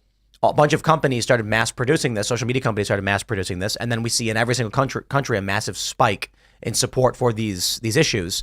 When it started, it was police brutality, which turned into feminist issues, intersectional feminist issues, and now we're into full-scale diversity, inclusivity, equity, etc. Yeah, it's interesting. I mean, I think it's hard to say. I think social media was sort of the gasoline to a lot of underlying cultural tensions that have been building for a long time. Well, it's the machine.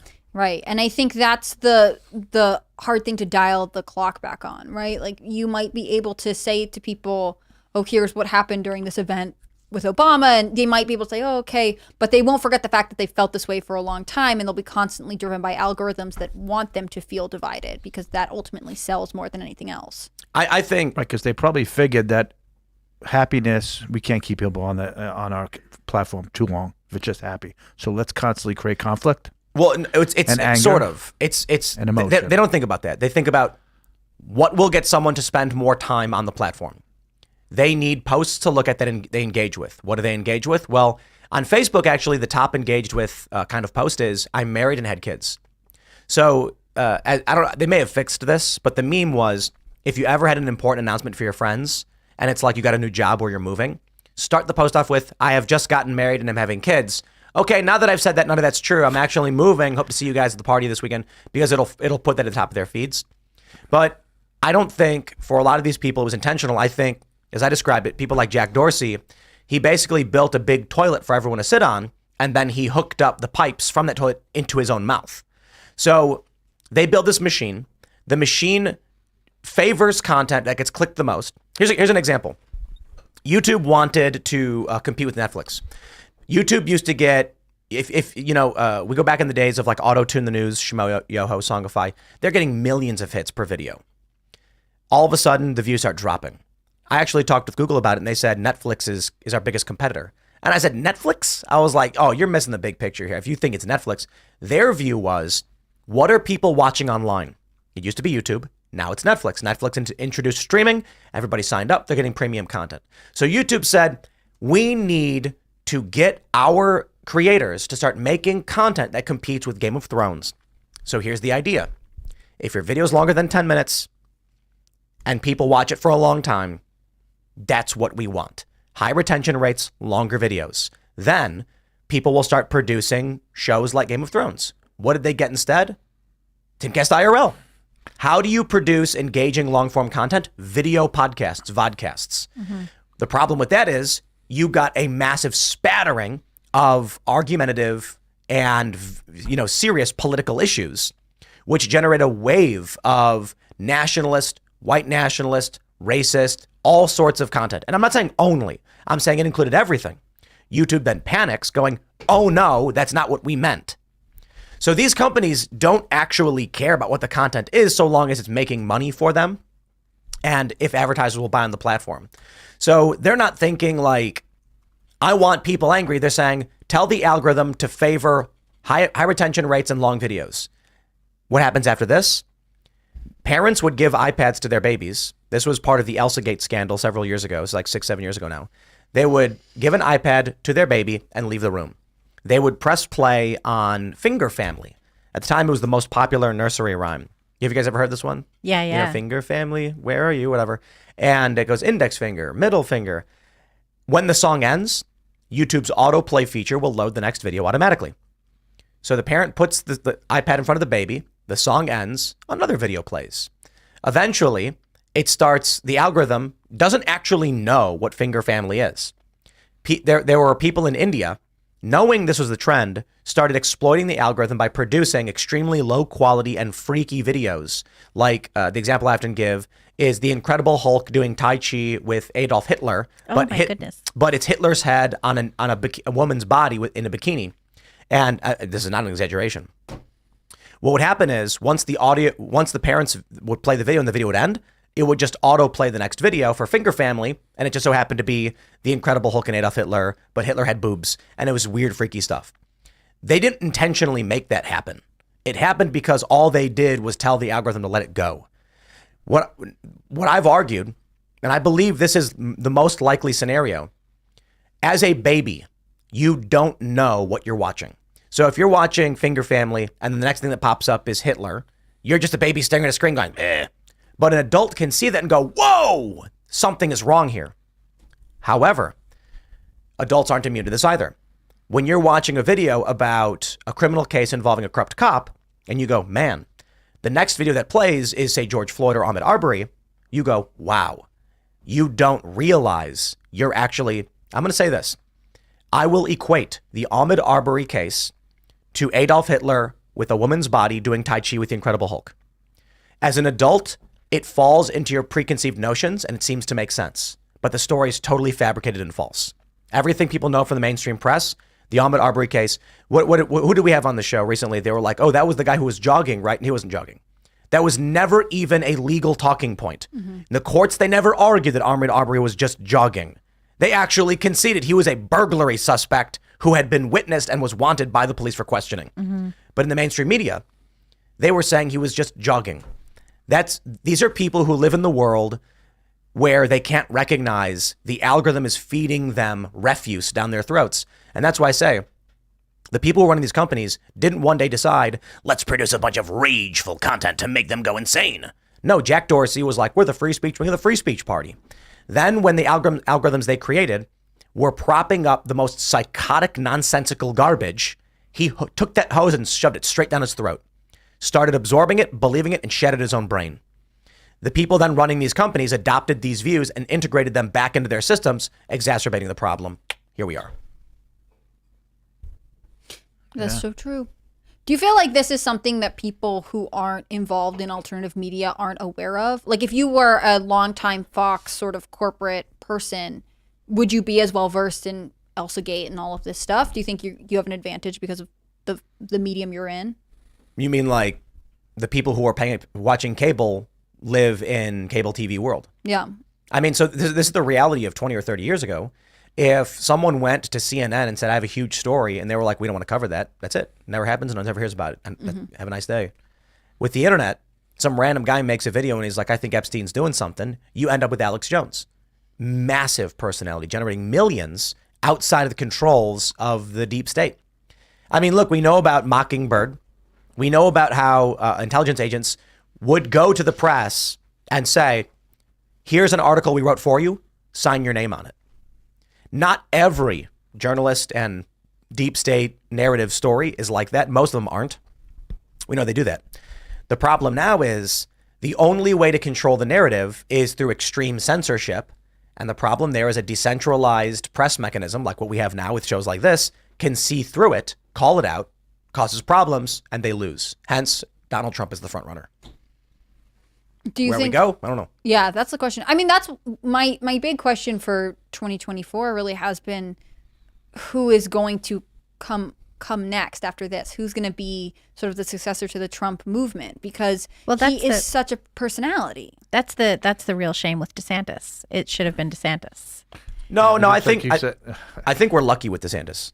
You think that we lucked out? Oh, we got so lucky. In that he failed? Yeah, absolutely. I mean, this guy He could have been the heir apparent, though. No, he couldn't have, and this is the point. It's a good thing he ran so that we all got to see just how impotent he was politically. I mean, the dude can't run a campaign, can't control the staff. He lacks definitely charisma. can't hire. He can't hire. He can't sell. He can't even pitch. And so, if this guy did not run, and everyone kept praising him as like, this guy's so great, and then 2028 comes around and he goes, well, I'm here to take over for Donald Trump. Here are my high heels, and here are the crackpots that I've hired. We'd be like, oh, crap. But he might have learned in the intervening years. He might have got better. You don't think? Look. There was people a really can improve. You don't think people can improve? Not Ron. No, stop. We were at the office building that we were in for the Iowa caucus was the same building as Vivek's campaign office for Des Moines. His headquarters was at a different location. For caucus night, I think the office we were in was his principal office. We were not in his office. There's a distinction, but we were in the same building and we had to negotiate with the building's owner. So it's not like, Vivek got us anything, but we were in the same space with him. He did help us find it. That's no doubt. But in one of the rooms, they have on this whiteboard things successful people do. And I just laughed when I saw it. It's like they ask for help. They're mission driven. And I'm like, these are things you can't give people. Okay. I've been in so many corporate meetings, so many corporate offices where it's like, here's how to be successful. And they try to teach someone who doesn't have the X factor how to have the X factor, and they don't. So when I used to do fundraising for nonprofits, what they decided was just give everyone the lowest common denominator training as to how you pitch someone to donate to your cause. And so they tell everybody, keep your feet spread open with each foot lining up with your shoulders. Keep your arms open, never cover your chest, never hold a binder over your chest. Those are all off-putting. Bounce on the balls of your feet and rock back and forth. This is what they tell everyone to do. And here's what you have to say and how you have to say it. And I'm like, if someone doesn't have the ability to sell, this will not help them. Right. And if someone does, this will hurt them. So I look at Ron DeSantis. Totally useless, in other words. Totally useless. What you'd find is they would tell you, probably for legal reasons, you have to say this verbatim. Yeah, right. Everybody who went out to fundraise for every nonprofit I ever worked with would say whatever they felt like saying, and they would always sign people up. And the people who would always try to do the pitch would get super angry and be like, why can't I do this? I've seen people like Ron DeSantis before, okay? Me and my buddy got hired. So I'll try and simplify the story. Me and my buddy worked for a nonprofit. They hired a woman. We were both managers. She ends up working underneath me. She's brilliant. As soon as she gets trained by me, one of the top fundraisers in the nation, she goes to another company and says, I want to be a director, a position above me. I was trained by one of the nation's best from this company. And they were like, wow, job's yours. Impressive resume, speaks multiple language, has training from one of the top fundraisers in the country. And then she immediately hits me up and says, you want to work for me? And I was like, wow, I am impressed. And so me and my buddy end up saying, okay, fine, screw it. We'll go work for your office. One of her friends, it's three of us, me, my friend, and this guy. This guy that she hires is a friend of hers. He does not have it. He is the Ron DeSantis of fundraising. We are both Trump and Vivek Ramaswamy of fundraising. And so me and him are standing there on the street down in Chicago. Both of us are sitting there with like glazed over looks on our faces, half paying attention, expending no energy. This guy is doing everything he's told. Standing upright, balls of his feet, waving to people, asking them. He's getting burned out. Me and the other guy are sitting there, and then we see the person. We go, that guy right there, you come over here. Sell him instantly. This guy freaks out, gets really angry, and he was like, I don't understand. I'm doing everything I'm told to do, and no one will talk to me. And then I'm watching these guys do nothing and then just snap their fingers and someone comes and signs up. And I was like, what we have is the ability to recognize someone who's interested, open, willing to talk. You're going about it through the motions. That's how I see Ron DeSantis. He does not have the abilities. You can beg him to please understand what he's doing wrong. And we tried. And all that happens is he doubles down with a crack. Yeah, absolutely. He has a crackpot campaign staff. What did they say? The media calling it for Trump was actually pro-Biden and pro-Trump. And the media's biased for Trump. And it's like, you've lost your minds.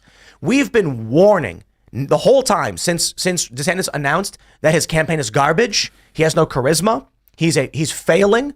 And when it first starts, and we're polite about it, like, guys, what did we say first here on the show? I was like, you got to get him speech training and charisma training. And they said, how dare you? And they started attacking all of us, insulting all of us. And now Ron DeSantis loses. I mean, to attack everybody. Tim, you have a good gift, naturally as a salesman.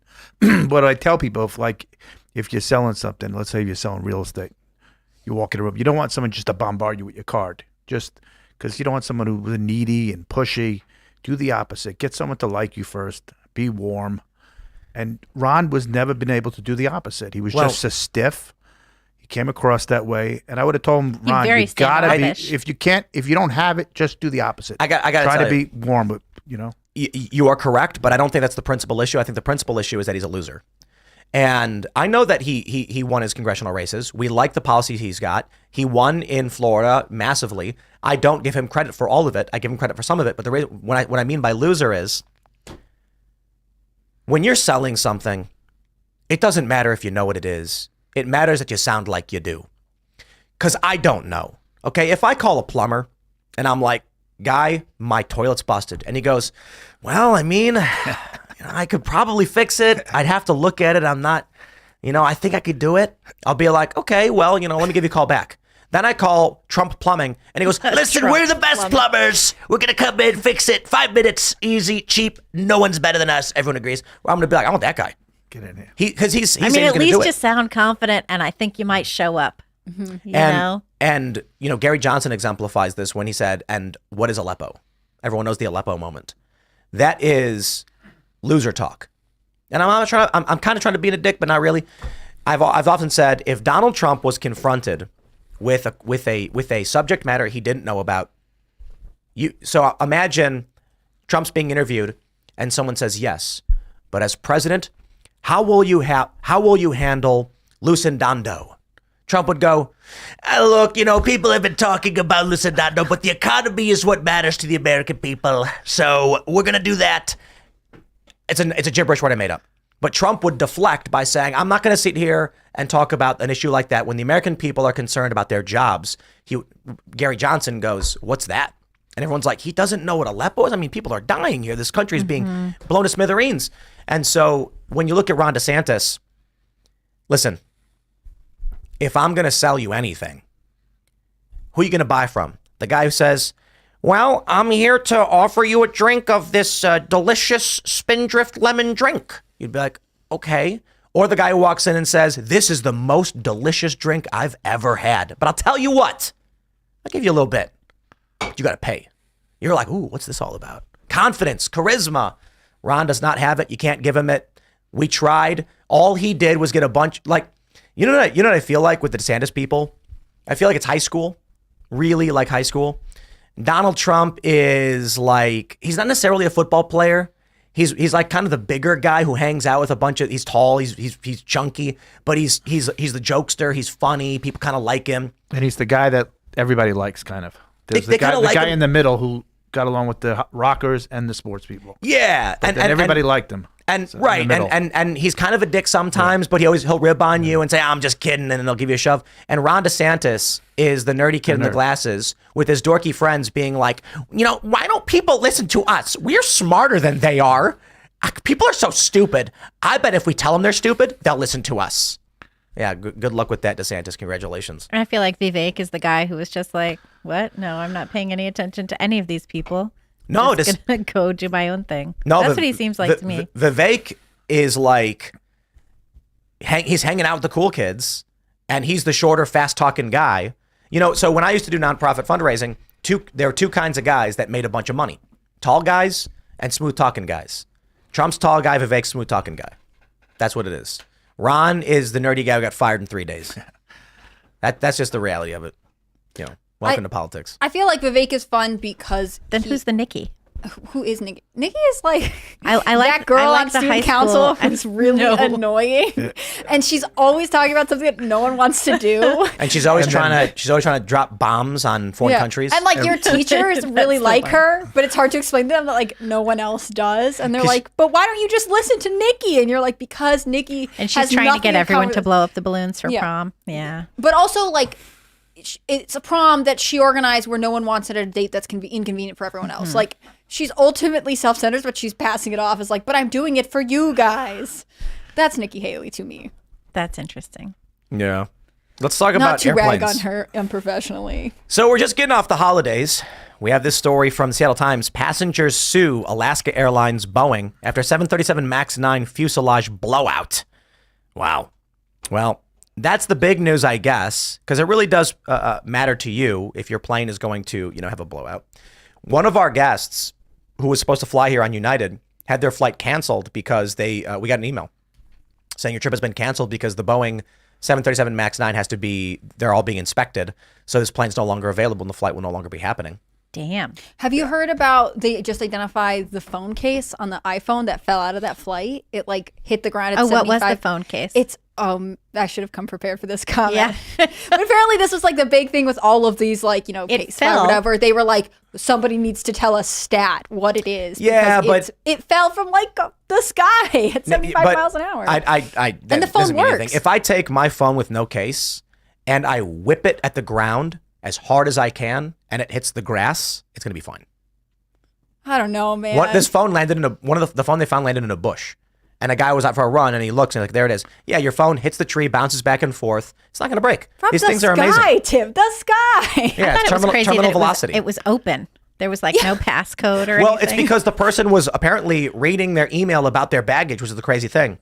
So when the dude found it and opened it, it opened up to an email saying, your baggage fee or whatever. Maybe this sounds too perfect. Now I'm starting to get skeptical. Like, Could you imagine if the someone person who sitting in picked that it up chair, could though? identify what flight it was on? so Like, you're sitting in the chair and your stage. phone gets sucked out. Yeah. Or imagine you're sitting next to the door with your seatbelt Yeah. off. Well, and that was the thing. and you the, get sucked out. That's the two people that were Terrifying. supposed to sit there, like, last minute decided not to go on this trip.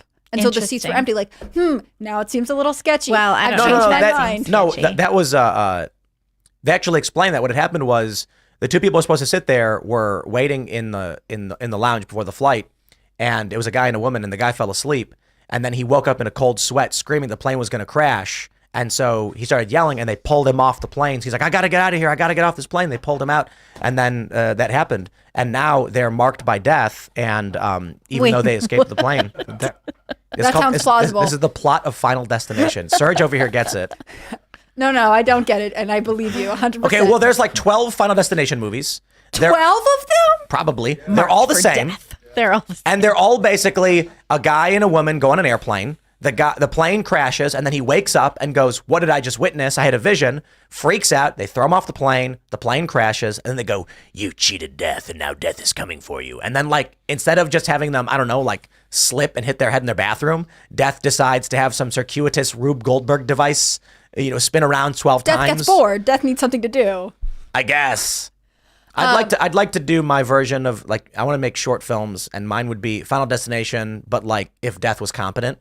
And it would just be like the guy goes home, walks up his stairs, slips on ice, bashes his face on the ground, and that's it. Did you ever see The Seventh Seal? You know, that Bergman film?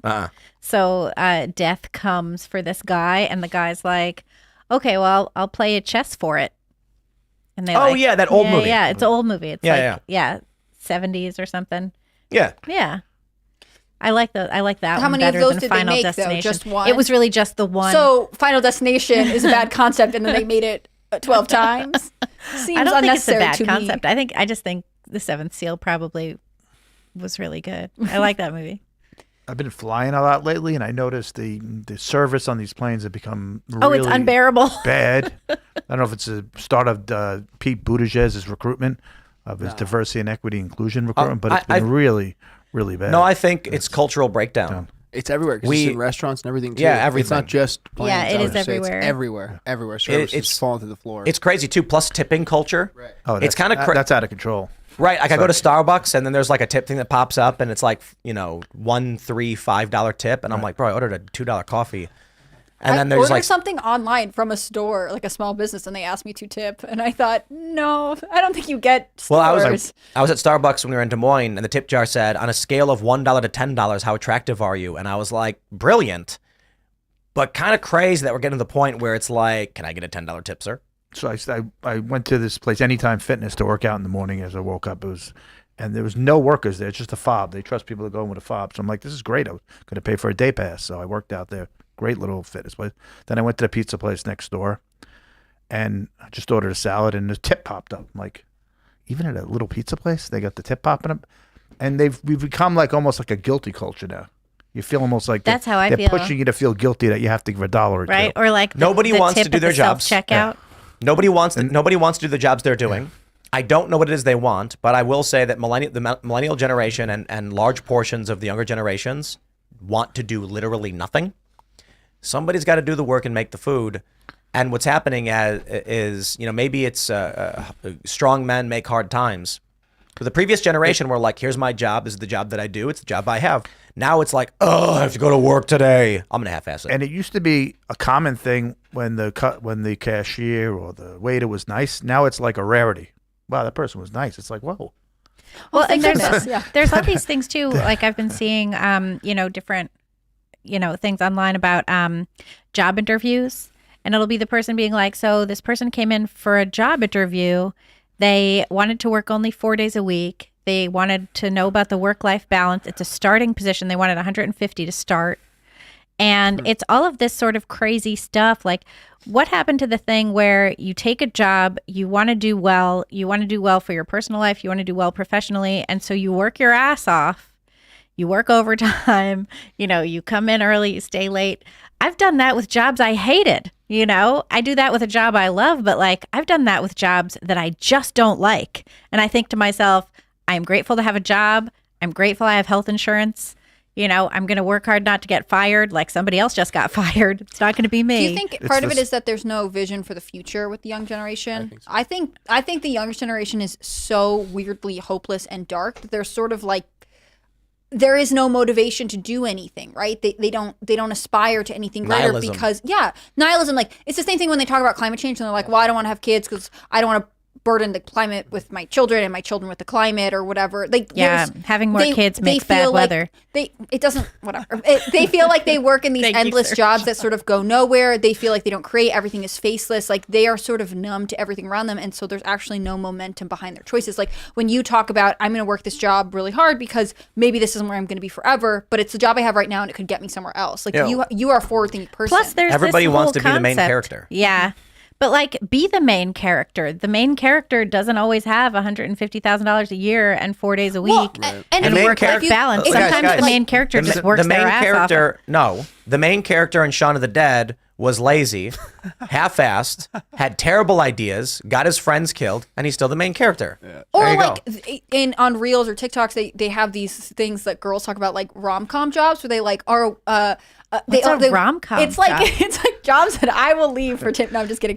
But they like work at bookstores and they like know about books and it's pretty and they have like tiny studio apartments and there's something they kind of I used to romanticize have a job it like that. Right. Or they like are cafe girls. They work in waitresses and then like eventually they meet a handsome man and get married. Like there are jobs that people kind of can spin and tell themselves like maybe this isn't forever, but there's something kind of Maybe nice we need a about dictator. it. Maybe we literally need a dictator to be like Just for day one. No, for 3 months. Because these people who are like, I want a job, like the idea that I get to have a big house, I get to have whatever I want, all the latest devices and all the latest fashion, and I'm gonna, like Friends, for instance. I work at a coffee shop and I live in this massive New York apartment. They explained it eventually, but yeah. Sure. What, like an heiress? What was the explanation? The explanation was it Rent was control? Monica's grandma's apartment. Yeah, it was rent and it controlled. was rent controlled, and Monica took it over, and the landlord doesn't know that Monica's grandma's dead. Because That you just kinda can't sound- grandfather those things in. Right. Well, so what happens is Or grandmother them. all these young people expect free stuff. And I'm just like, I would love if but for a moment these people had to survive off of their own wits. And we just dropped them in the middle of the woods and said, good luck. Because then they'd be like, but where's my latte in my apartment? Make it. But someone else should do it for me. And we should tax you and take your money so that I can live in this beautiful place. The government should pay for my bills and should cover the cost of my utilities. And someone else should cover the cost of transportation for me. And then I should be able to, make a Chaz farm. Remember the Chaz farm? Yeah, that was ludicrous. And it was filled with rats, and they tried to clear it just recently. They cleared it. I had the same conversation with my son, who was like, people should have free health care. And I was like, really? Who should pay for it? And he was like, the government should pay for it. And I was like, hon, have you heard of taxes? And he was like, what? And I was like, I pay taxes. I work really hard and I pay taxes. Should I pay taxes so that other people can have free stuff that I pay for myself? And he was like, oh, maybe I should rethink this. Yeah. Yeah, think it through, people. Nothing is free. I've told the story before, but during Occupy Wall Street, someone gifted like 5 or 10 acres of farmland. I think it was more than that. I think it might have been like 20 or something. And they said, anybody who wants to come and live here can utilize the land and live off the land. And a bunch of these hippy-dippy moron college kids were like, yeah, I'm going to live carbon neutral and just live off the land because everybody knows that peasants had more vacation time than the modern worker. That's such trash. They really believe that. And I always, how long did my friend last on this farm? 2 weeks. That's it. 2 weeks was all it took. And she came back and I was like, weren't you going to go live on that farm and just live off the land? And she was like, I would wake up at 6 a.m. and go to bed at 11 and I would work the whole time. And I'm like, uh-huh. That sounds like my day. It sounds like living on a farm. She was like, yeah, but it was crazy. Like, I don't have time to read or watch TV or even take a shower. And I'm like, Right. Yeah, uh-huh. Yeah, it sounds like living on a farm. Yeah. Oh, you like living your petroleum-fueled luxury reality in America. Mm-hmm.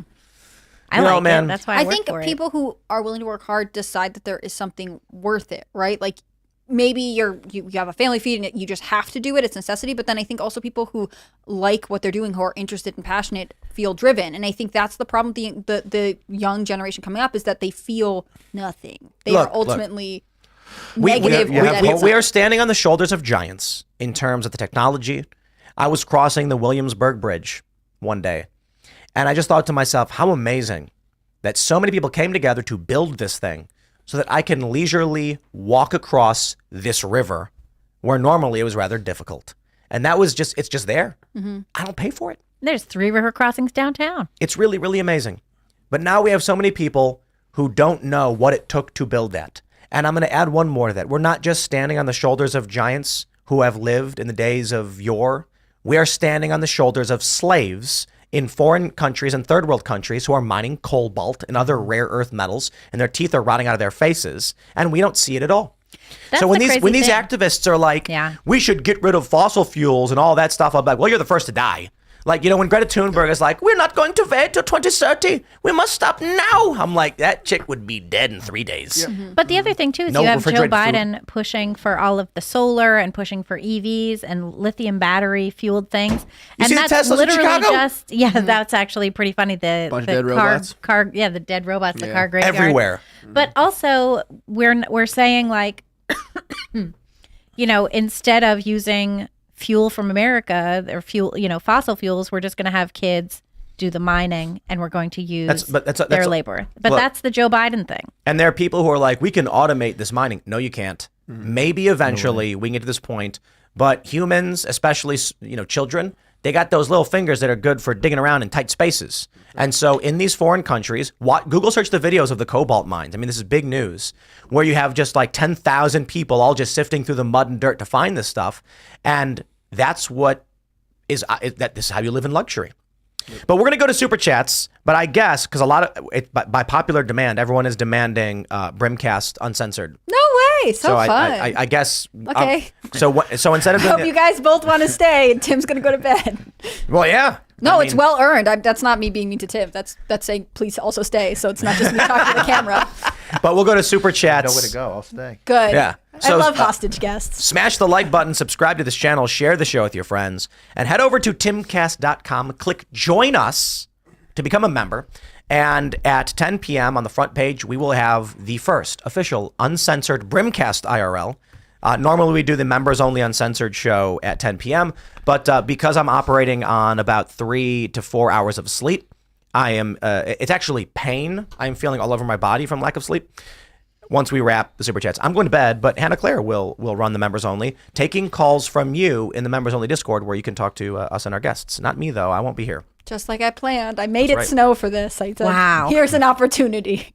Yeah. No, I'm just kidding. It was I so didn't do brutal. that. Like when driving from the airport, we landed in Hagerstown, and there's 4 inches of just perfect fluffy snow and no plows. We're in the middle of nowhere. And the vehicles we got a couple SUVs and a Honda Civic.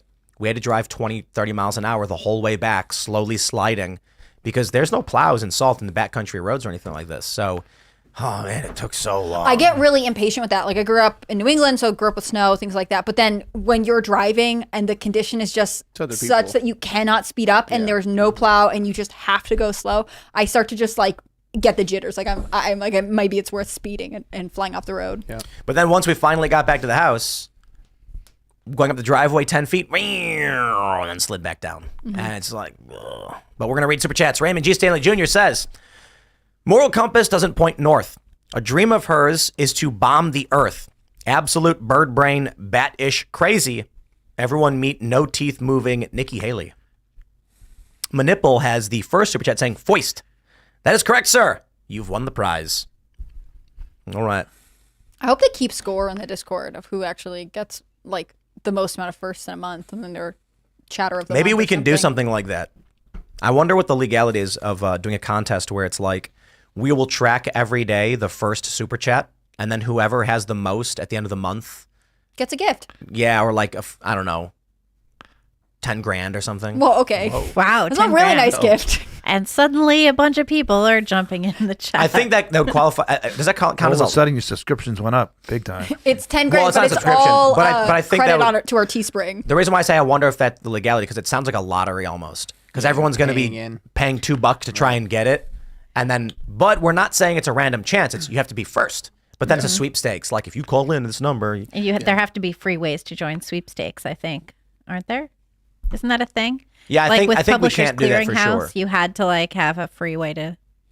Yeah, so here's the other thing too, because we were planning on doing like this Timcast grant thing, where every month we'd give 10 grand. We just can't do it.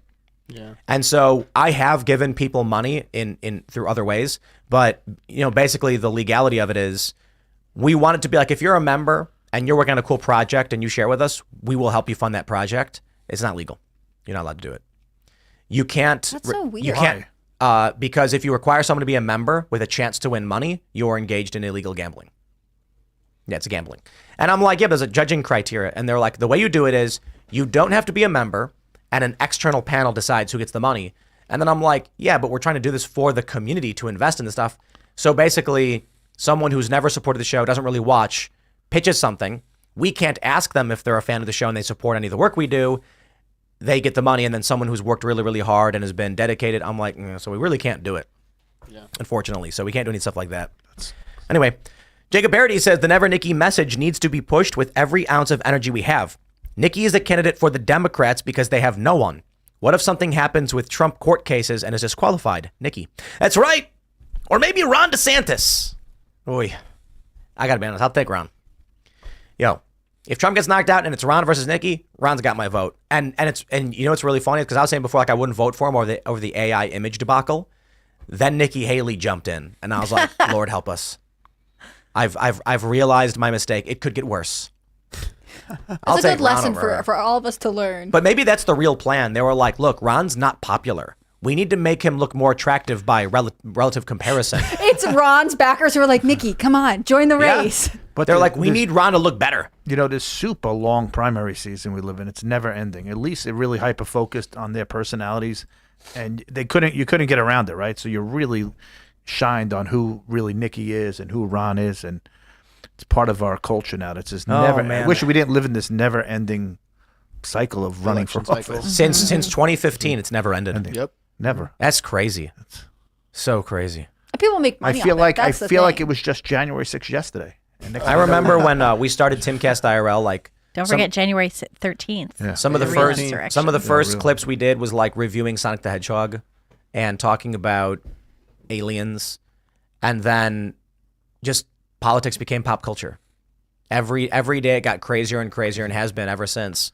And the funny thing is, so I have youtube.com/Timcast. That's where the Culture War show clips go up every day. And then the live show itself is on Tenet Media. So guys, subscribe to them. They're awesome. Doing really great work. And that was like, that channel, I would do a 4 p.m. news segment that was about a half an hour long. And I'd be like, here's the big story of the day. And then I have youtube.com/Timcast News. Subscribe to that channel as well, where I put up 4 videos every day. That channel was like movies, video games, commentary, culture, pop culture stuff. And all of that just turned into politics. Nobody cares about any of that stuff anymore. And so now that channel is just basically like the news and what's going on. And man, it's kind of wild that this is where we've gotten to culturally. It's just politics is pop culture. Everything is politics all the time. Yeah. I mean, Mia Khalifa being confronted by like some Jewish mom. I'm like, why is the porn star lady debating Israel? Yes. What the? Why? It's too much. But I have a good friend. Before I went on the air, his name's Mike Filzame, and he's a big online marketer, tech guy. And he says, thank Tim, because we were all afraid 5 years ago to come out. So afraid. Now because of Tim and these other podcasts across the country, we're ready to speak. Well, so he wanted to thank you for that. I appreciate it. There was a really funny post in like 2017 where someone wrote about coming out as a Trump supporter. And a bunch of people were commenting that they were like identical to coming out as gay. Yeah. It was like, I'm scared to tell my family and friends That's right, I remember that I support Donald Trump because they'll shun me and ostracize me, they won't accept me, or they may kick me out of the family. And I was like, this is so funny. I think that is the experience, though. And in some ways, because everything has become so political, I almost wonder if we'll get a moment where everyone's like burned out of politics and it becomes uninteresting. Yeah. I just think we have another 4 or 5 years to go, unfortunately. Yeah, I feel a lot of people that have been saying that they're just burned out on it in general. Mm-hmm. All right. Joe Spinella says, as a comment to your earlier segment, people in Alaska plugging in their vehicles, those are heater blocks, especially for diesel, not primarily for the battery. Diesel fuel in subarctic temperatures can turn to jelly. That's correct, but your earlier comment is incorrect. Every vehicle had a plug in it, and they're gas vehicles, not diesel vehicles, and it was for their batteries. At least that's what they told us. The car rental agency said, your gasoline SUV will freeze. The battery will stop working. You have to plug it in. In fact, when they gave us the car, the remote, the electronic entry didn't work. I got to tell you, we got an SUV. They give us the key to it. It's minus 28. It doesn't work. And so we're out there. It's freezing. In Iowa? Alaska. Oh. We're in Fairbanks. And they said, yeah, if it doesn't work, just pop the key out because there is a mechanical key in it. The car has no keyhole anymore. They're all electric remote entry, and it's too cold, so it doesn't work. And so they're like, oh, you're going to have to warm it up. And I'm like, yeah, so it was plugged in. All the rentals come with extension cables, and they say if you don't plug it in, your battery will die. So that's what they told us. That's crazy. I do understand that diesel also has heater blocks because diesel needs to get warmed up before it can start. Sure, I get that. But plugging in the vehicles was specifically because the batteries were dying. You know. And we went to the hotel, and they didn't have any plugs. And so we went in and said, it's minus 28 right now. Will the car be fine overnight? And the lady said, no, your battery will be dead in the morning. And we're like, okay. And she's like, so go drive around until you can find a place to plug it in. And if you can't, park in a handicap. And then we waited. Someone left. We took a spot. We plugged it in. But that's what we were told. Maybe they were wrong. I don't know. All right. Sarah Lee Hooper says, Encanto is the last good Disney movie worth the watch. I don't believe it. I'm not watching it. Sorry. I never saw it. I'm not going to do it. I'm okay. Yeah, so She-Hulk, I guess that's, She-Hulk got canceled or whatever. Good. That show was weird. I only saw one episode of it. Get woke, go broke. My son and his friend hate watched that show. What was their take? They would tell me about it. They hated it. I They feel just like- thought that it was really lame and that the main character had absolutely no story arc. Yeah, and then the story arc doesn't even, like, what arc there was is her just jumping out of the Disney Plus. I'm not kidding. She jumps out of the Disney Plus thumbnail for the show and then walks around the Disney Plus streaming app and, like, then meets Kevin Feige or something. Man, they really had no idea what they were doing. They lost their minds. All right, the homeless veteran says, how do I get on here to tell my story about an insane paranormal mission I had overseas that is still not acknowledged? Retired Army. And about my persecution by the FBI and USG. I want to tell it. IDGAF about after. That sounds like a job for Shane Cashman. So Normal stuff is definitely Shane. yeah, the Inverted World live show is going to be getting started very soon because we finally got the Freedomistan building done. But it's not just Freedomistan. The new studio location we have is 50 acres. It's got multiple structures. We've got 2 primary offices and studios for the show. So so we can launch more shows. Really, really crazy what we're building over here. We're investing millions into our new skate show, The Boonies. So subscribe to The Boonies. I think it's Boonies HQ on YouTube. You can search for The Boonies. And Instagram, where we're going to be building. We've already built this large private facility. The skate park should be done in about April. A bunch of pro skateboarders have already come through and done interviews with pro skateboarder Richie Jackson, who is our principal host of The Boonies show. And we've got big interest from some of the top pros in the world. I got to tell you guys, have hope. Do not be blackpilled. When I watch these huge pros for like Nitro Circus, and I'm talking like big professional athletes, and they're wearing Public Square t-shirts, Black Rifle Coffee, we are winning. It used to be that these pro skaters I'd complain about, they'd hit me up being like, look, man, I'm a big fan, but I'm scared I'll get fired from my job. Now they're like, well, if I do get dropped, I mean, Black Rifle called me up. They're offering sponsorships. I'm like, yes. So, as much as people have had beef with Black Rifle in the past, they're sponsoring athletes and giving them a chance to say F you to the woke garbage. That is awesome. Yeah, I know people have a lot of opinions about Black Rifle Coffee, but every time I'm in a Walmart and I see how much Black Rifle Coffee is there, it kind of blows my mind. Because I remember when they were just sponsoring people on YouTube, I didn't even know if they had a retail store, and now it's like, oh, you're pushing your way into the mainstream. When I heard that, I don't know if I'm breaking it, but Travis Pastrana is sponsored by Black Rifle. I'm pretty sure that's true, right? Let me just let me double check here. Yeah, Travis Pastrana is sponsored by Black Rifle Coffee, I believe. Whatever. And when I found out that was happening back in the day, because he was on Red Bull before, I was like, we're winning, and this is massive. This is a pro 2A company, far from perfect. A lot of people have their criticisms, but there's other pro skateboarders wearing Public Square shirts, and I'm pro athletes, and I'm like, we are winning. Some of the biggest pro skateboarders in the world in their skate parks have Rumble on their walls, and Rumble is the I believe is the exclusive location for street league skateboarding. I'm like, guys, we're winning this.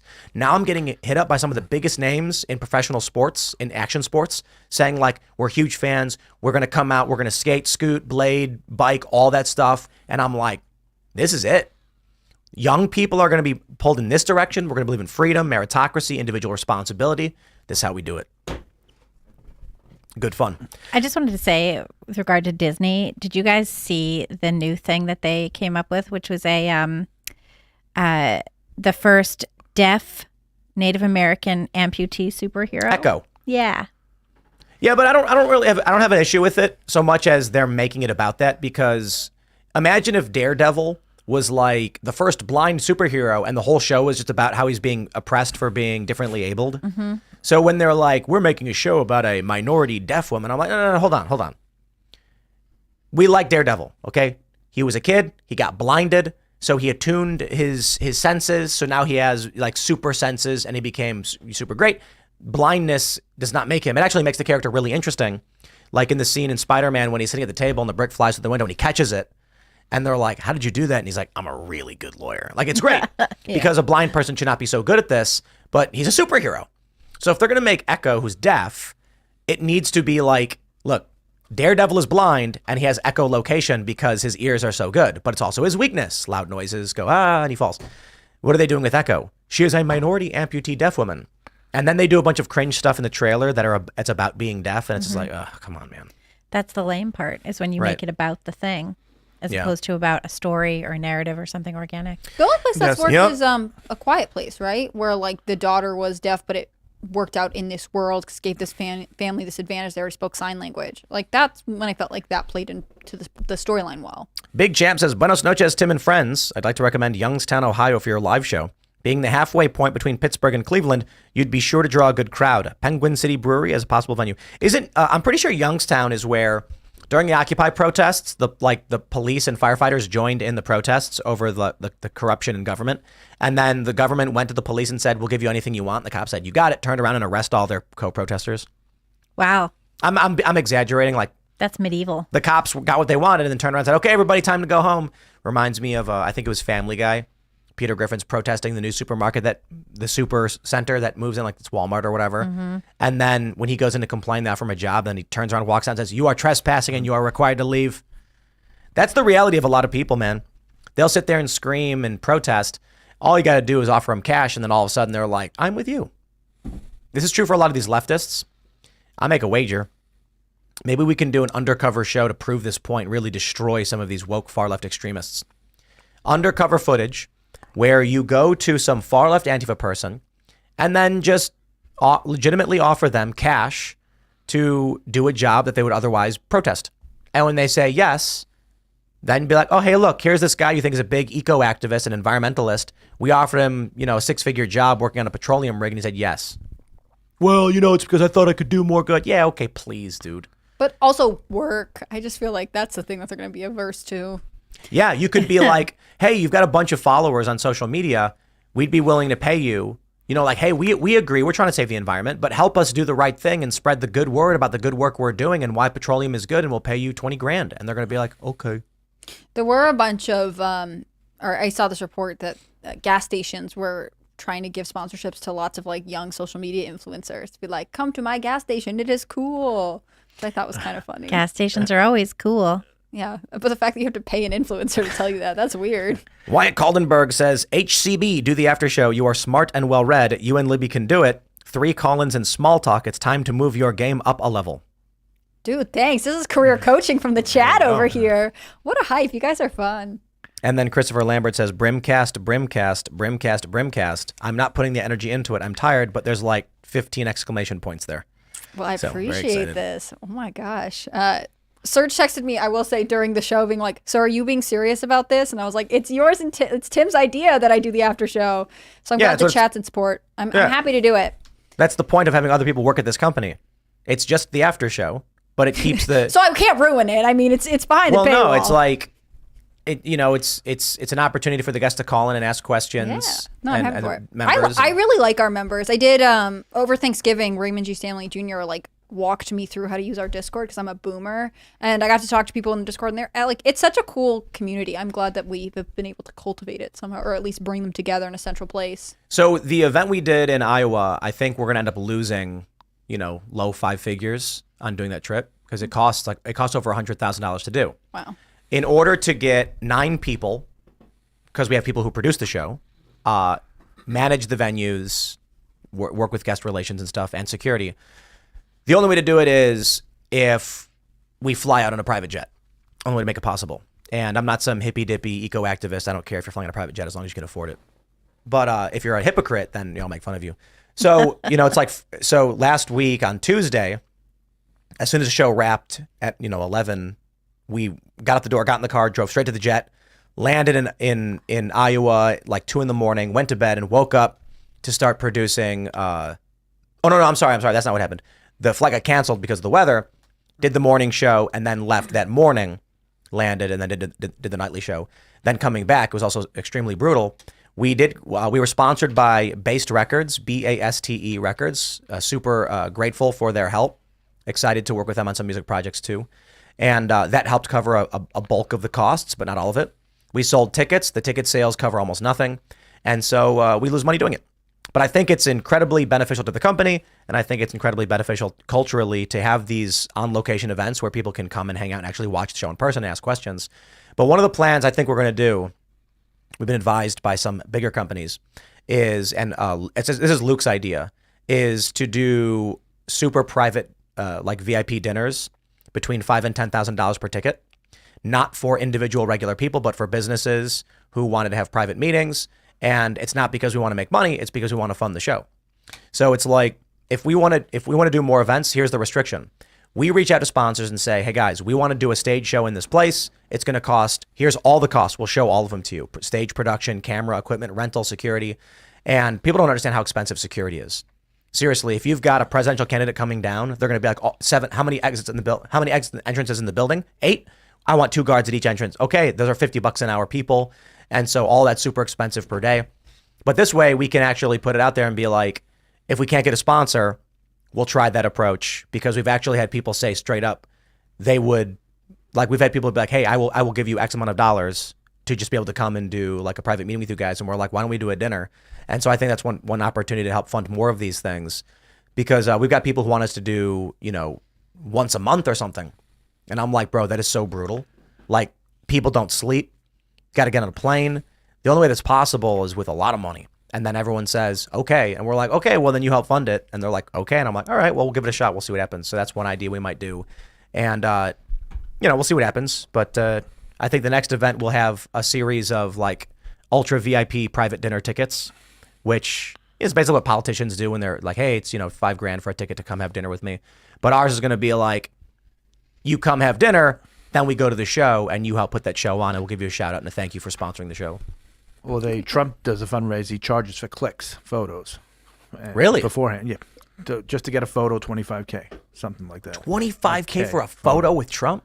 And then afterwards is the regular fundraiser for maybe $1,000. I get it. I mean, if you're doing a fundraiser and you're like, look, like Trump's... When you get a photo with the sitting president, right? Yeah. And my thing is like, my first thought is, man, to try and charge that much. But there are people who are like, look, I run a big company. We want to pitch some ideas to you. We would help. It's basically not that you're giving us money for profit. It's your sponsor. You're a sponsor.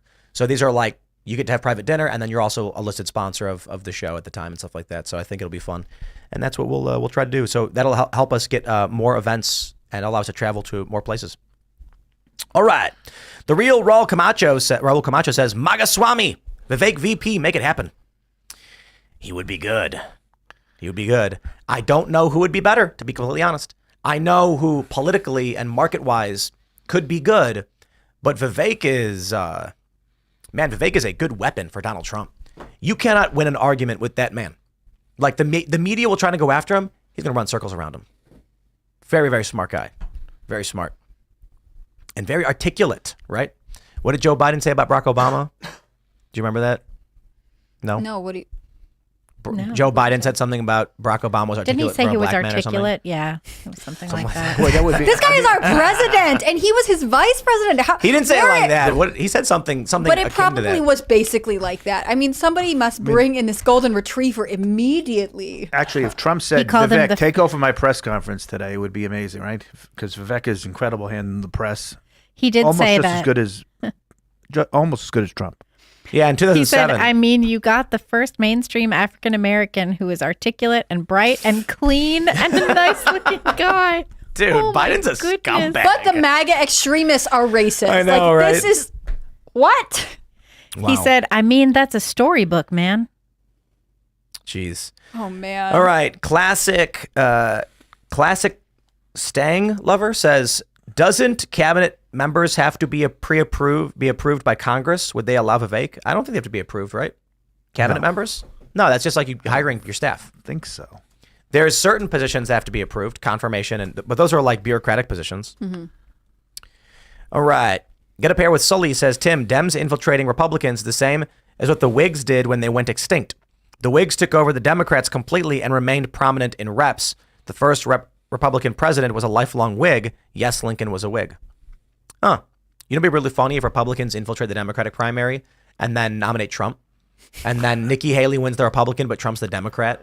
And everyone's just like, I guess I'm voting Democrat. Never thought that would happen. Then Donald Trump is like, I'm changing parties now that I'm elected. All right. BT Diaz says the cabinet positions, etc. for Vivek is good and all. But how much government experience did Trump have in 2016? I reject this notion that government experience, small time or otherwise, guarantees a good president. I didn't say that. I said Donald Trump has experience in government, so he'd be better than Vivek Ramaswamy. Vivek Ramaswamy getting experience in government would make him a better president in 2028. Mm-hmm. And you said that and it keeps Trump him it keeps him in the news constantly. Exactly. He needs to be in the news. He needs to be. And, and you know the news is not going to get any nicer to Trump, and we need a fighter like Vivek going against the news cycle, going against the mainstream media constantly, because we're going to get a barrage of anti-Trump, anti-conservative. Sorry, I'm jumping out of my skin tonight. I'm so nervous about Brimcast. No, and what Tim said, from what I remember about it, was that one of the things Trump had to do during his first time in office was to learn where there were issues and learn where the landmines are. I mean, having experience, being able to see what's going on the inside would benefit Vivek or whoever is the nominee in 2028. Joden80 says, if Trump picks Tulsi for VP, doesn't that boost his chances of getting on Rogan? Does that boost her chances? Dude, a Rogan Gabbard Trump episode would be the most viewed podcast in history. Yeah, probably. That would be cool. Like if Trump went on Rogan, it would get a lot of views and it may be close to the most viewed podcast in history. But like you throw someone in the mix like Tulsi Gabbard or even Vivek and it's going to be the most. Like who's going to miss that show? Yeah. I would no watch way. it. Yeah, for sure. All right, let's grab one more here. What do we have? All right. Jason Hutchison says, Tim, buy a jet and when they are not flying you around, rent it out. That is an option. And jets aren't as expensive as people think. I shouldn't say jets, but private flight. So we did look at this. There are like 5-seater turboprop planes that are a couple $100,000. So that means you're spending like $2,000 or $3,000 a month on the loan. Then you've got to have staffing. That could be like $100 to $200K for a good pilot, and you probably need more than one. So all in all, we talked to a company and we were like, if we want to do every month some kind of event, that means we need a jet. And they said, ultimately, you're going to end up spending like $1 million a year to maintain, fuel, and fly this thing. And you've got to make it worth it. And I'm like, oh man, that's kind of crazy. If we do like 4 events per year, we're going to be spending like $100,000 per year in private flights. And so, okay, maybe that's, we do something smaller. But there's something called net jets, where you spend several $100,000 to buy shares in a fleet. And then when you schedule a flight, all you have to do is pay the time for the staff. You pay the flat costs. So there's no profit, like when you book a private jet, there's a broker fee. Someone's renting the plane out. They want to make a profit. With NetJets, it's just covering the costs and you're a part owner and you can always sell your shares later. It's like a timeshare for jets. Yeah. And it's whenever I talk to ultra rich people, most of them don't even bother having jets that I talk to. But I mean, if you're super rich, like Bill Gates, probably got 5, Trump's got 3, I think. But for like the not ultra billionaires, it makes more sense. I know a guy who's like effectively a billionaire and he's like, NetJets is easier. They handle everything for you. You don't got to worry about pilots. You don't got to manage anything. You just call them up and say, here's the flight I need. And they say, we'll see you there. Is it ever funny to you that you have reached a place in your life where people are like, Tim, just buy a private plane. Just buy a private plane, Tim. I always knew this day would come. Okay, so you did. No, not really. I mean, it's when we're at this point where we flew on a private jet this morning, we were landing.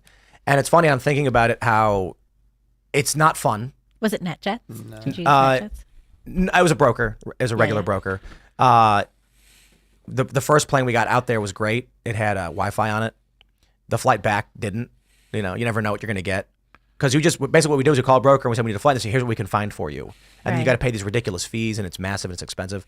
But for me, it's just like, it is not fun to land at 3 a.m. and then not get any sleep. No, that doesn't sound fun at all. So these people make these videos and Instagram posts where they're like walking onto a private jet. And I'm like, dude, the average person who's flying is bored of flying and is like, I've got to travel for a meeting. It's work. And it's just it's a practical issue of, is there business and market demand for what you're doing? And if there is, then you have to spend the money on it. And I don't walk out of the airport and go, wow, look at me on a private jet. And I'm like, ugh. Yeah, especially We gotta rush out the door. It's stressful. It's painful. It's uncomfortable. There's no food. You do not like the bath. If you're lucky enough to get one of these things with a bathroom, because most of them don't have, like, a lot of jets and turboprops, they have no bathrooms. No bathroom. Yeah, you're flying for a couple hours, no bathroom. They say go before you leave and good luck. The nicer ones will have a bathroom, but the bathrooms are really awful, and you're cramped. Really it's tight. not fun. Flying first class commercial Is better. way better. They give you a steak, you get a wet cloth, a hot towel, and you're wiping your face.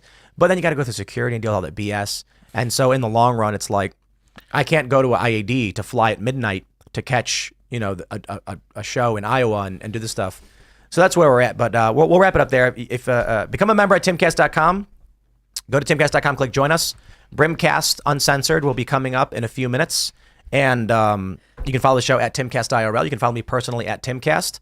I've had a headache the whole time because I haven't slept. But, I just, you got to do what you got to do. So I appreciate all of you guys watching and supporting the show, making all this possible. I shouted out Based Records several times because we were only able to do the Iowa show with their help because they sponsored the show. It didn't cover all the costs.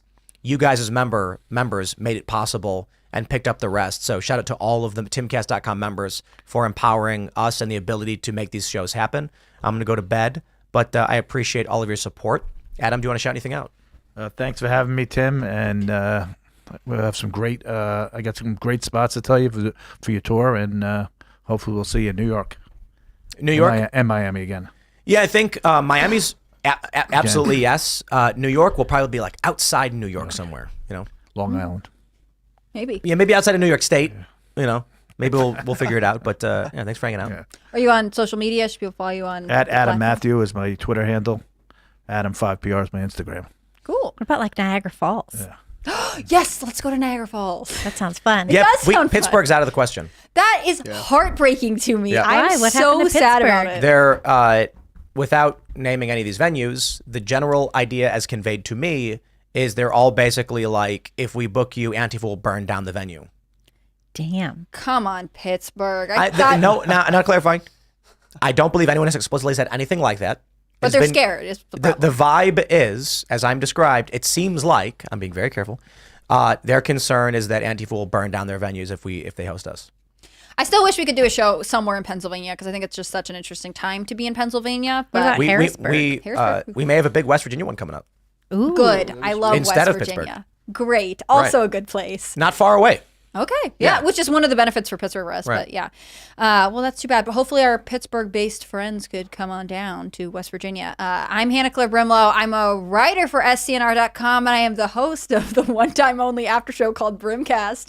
I hope you guys will come over there tonight and hang out. You should follow at Timcast News on Instagram and Twitter to see all of Scanner News' work. That's SCNR.com.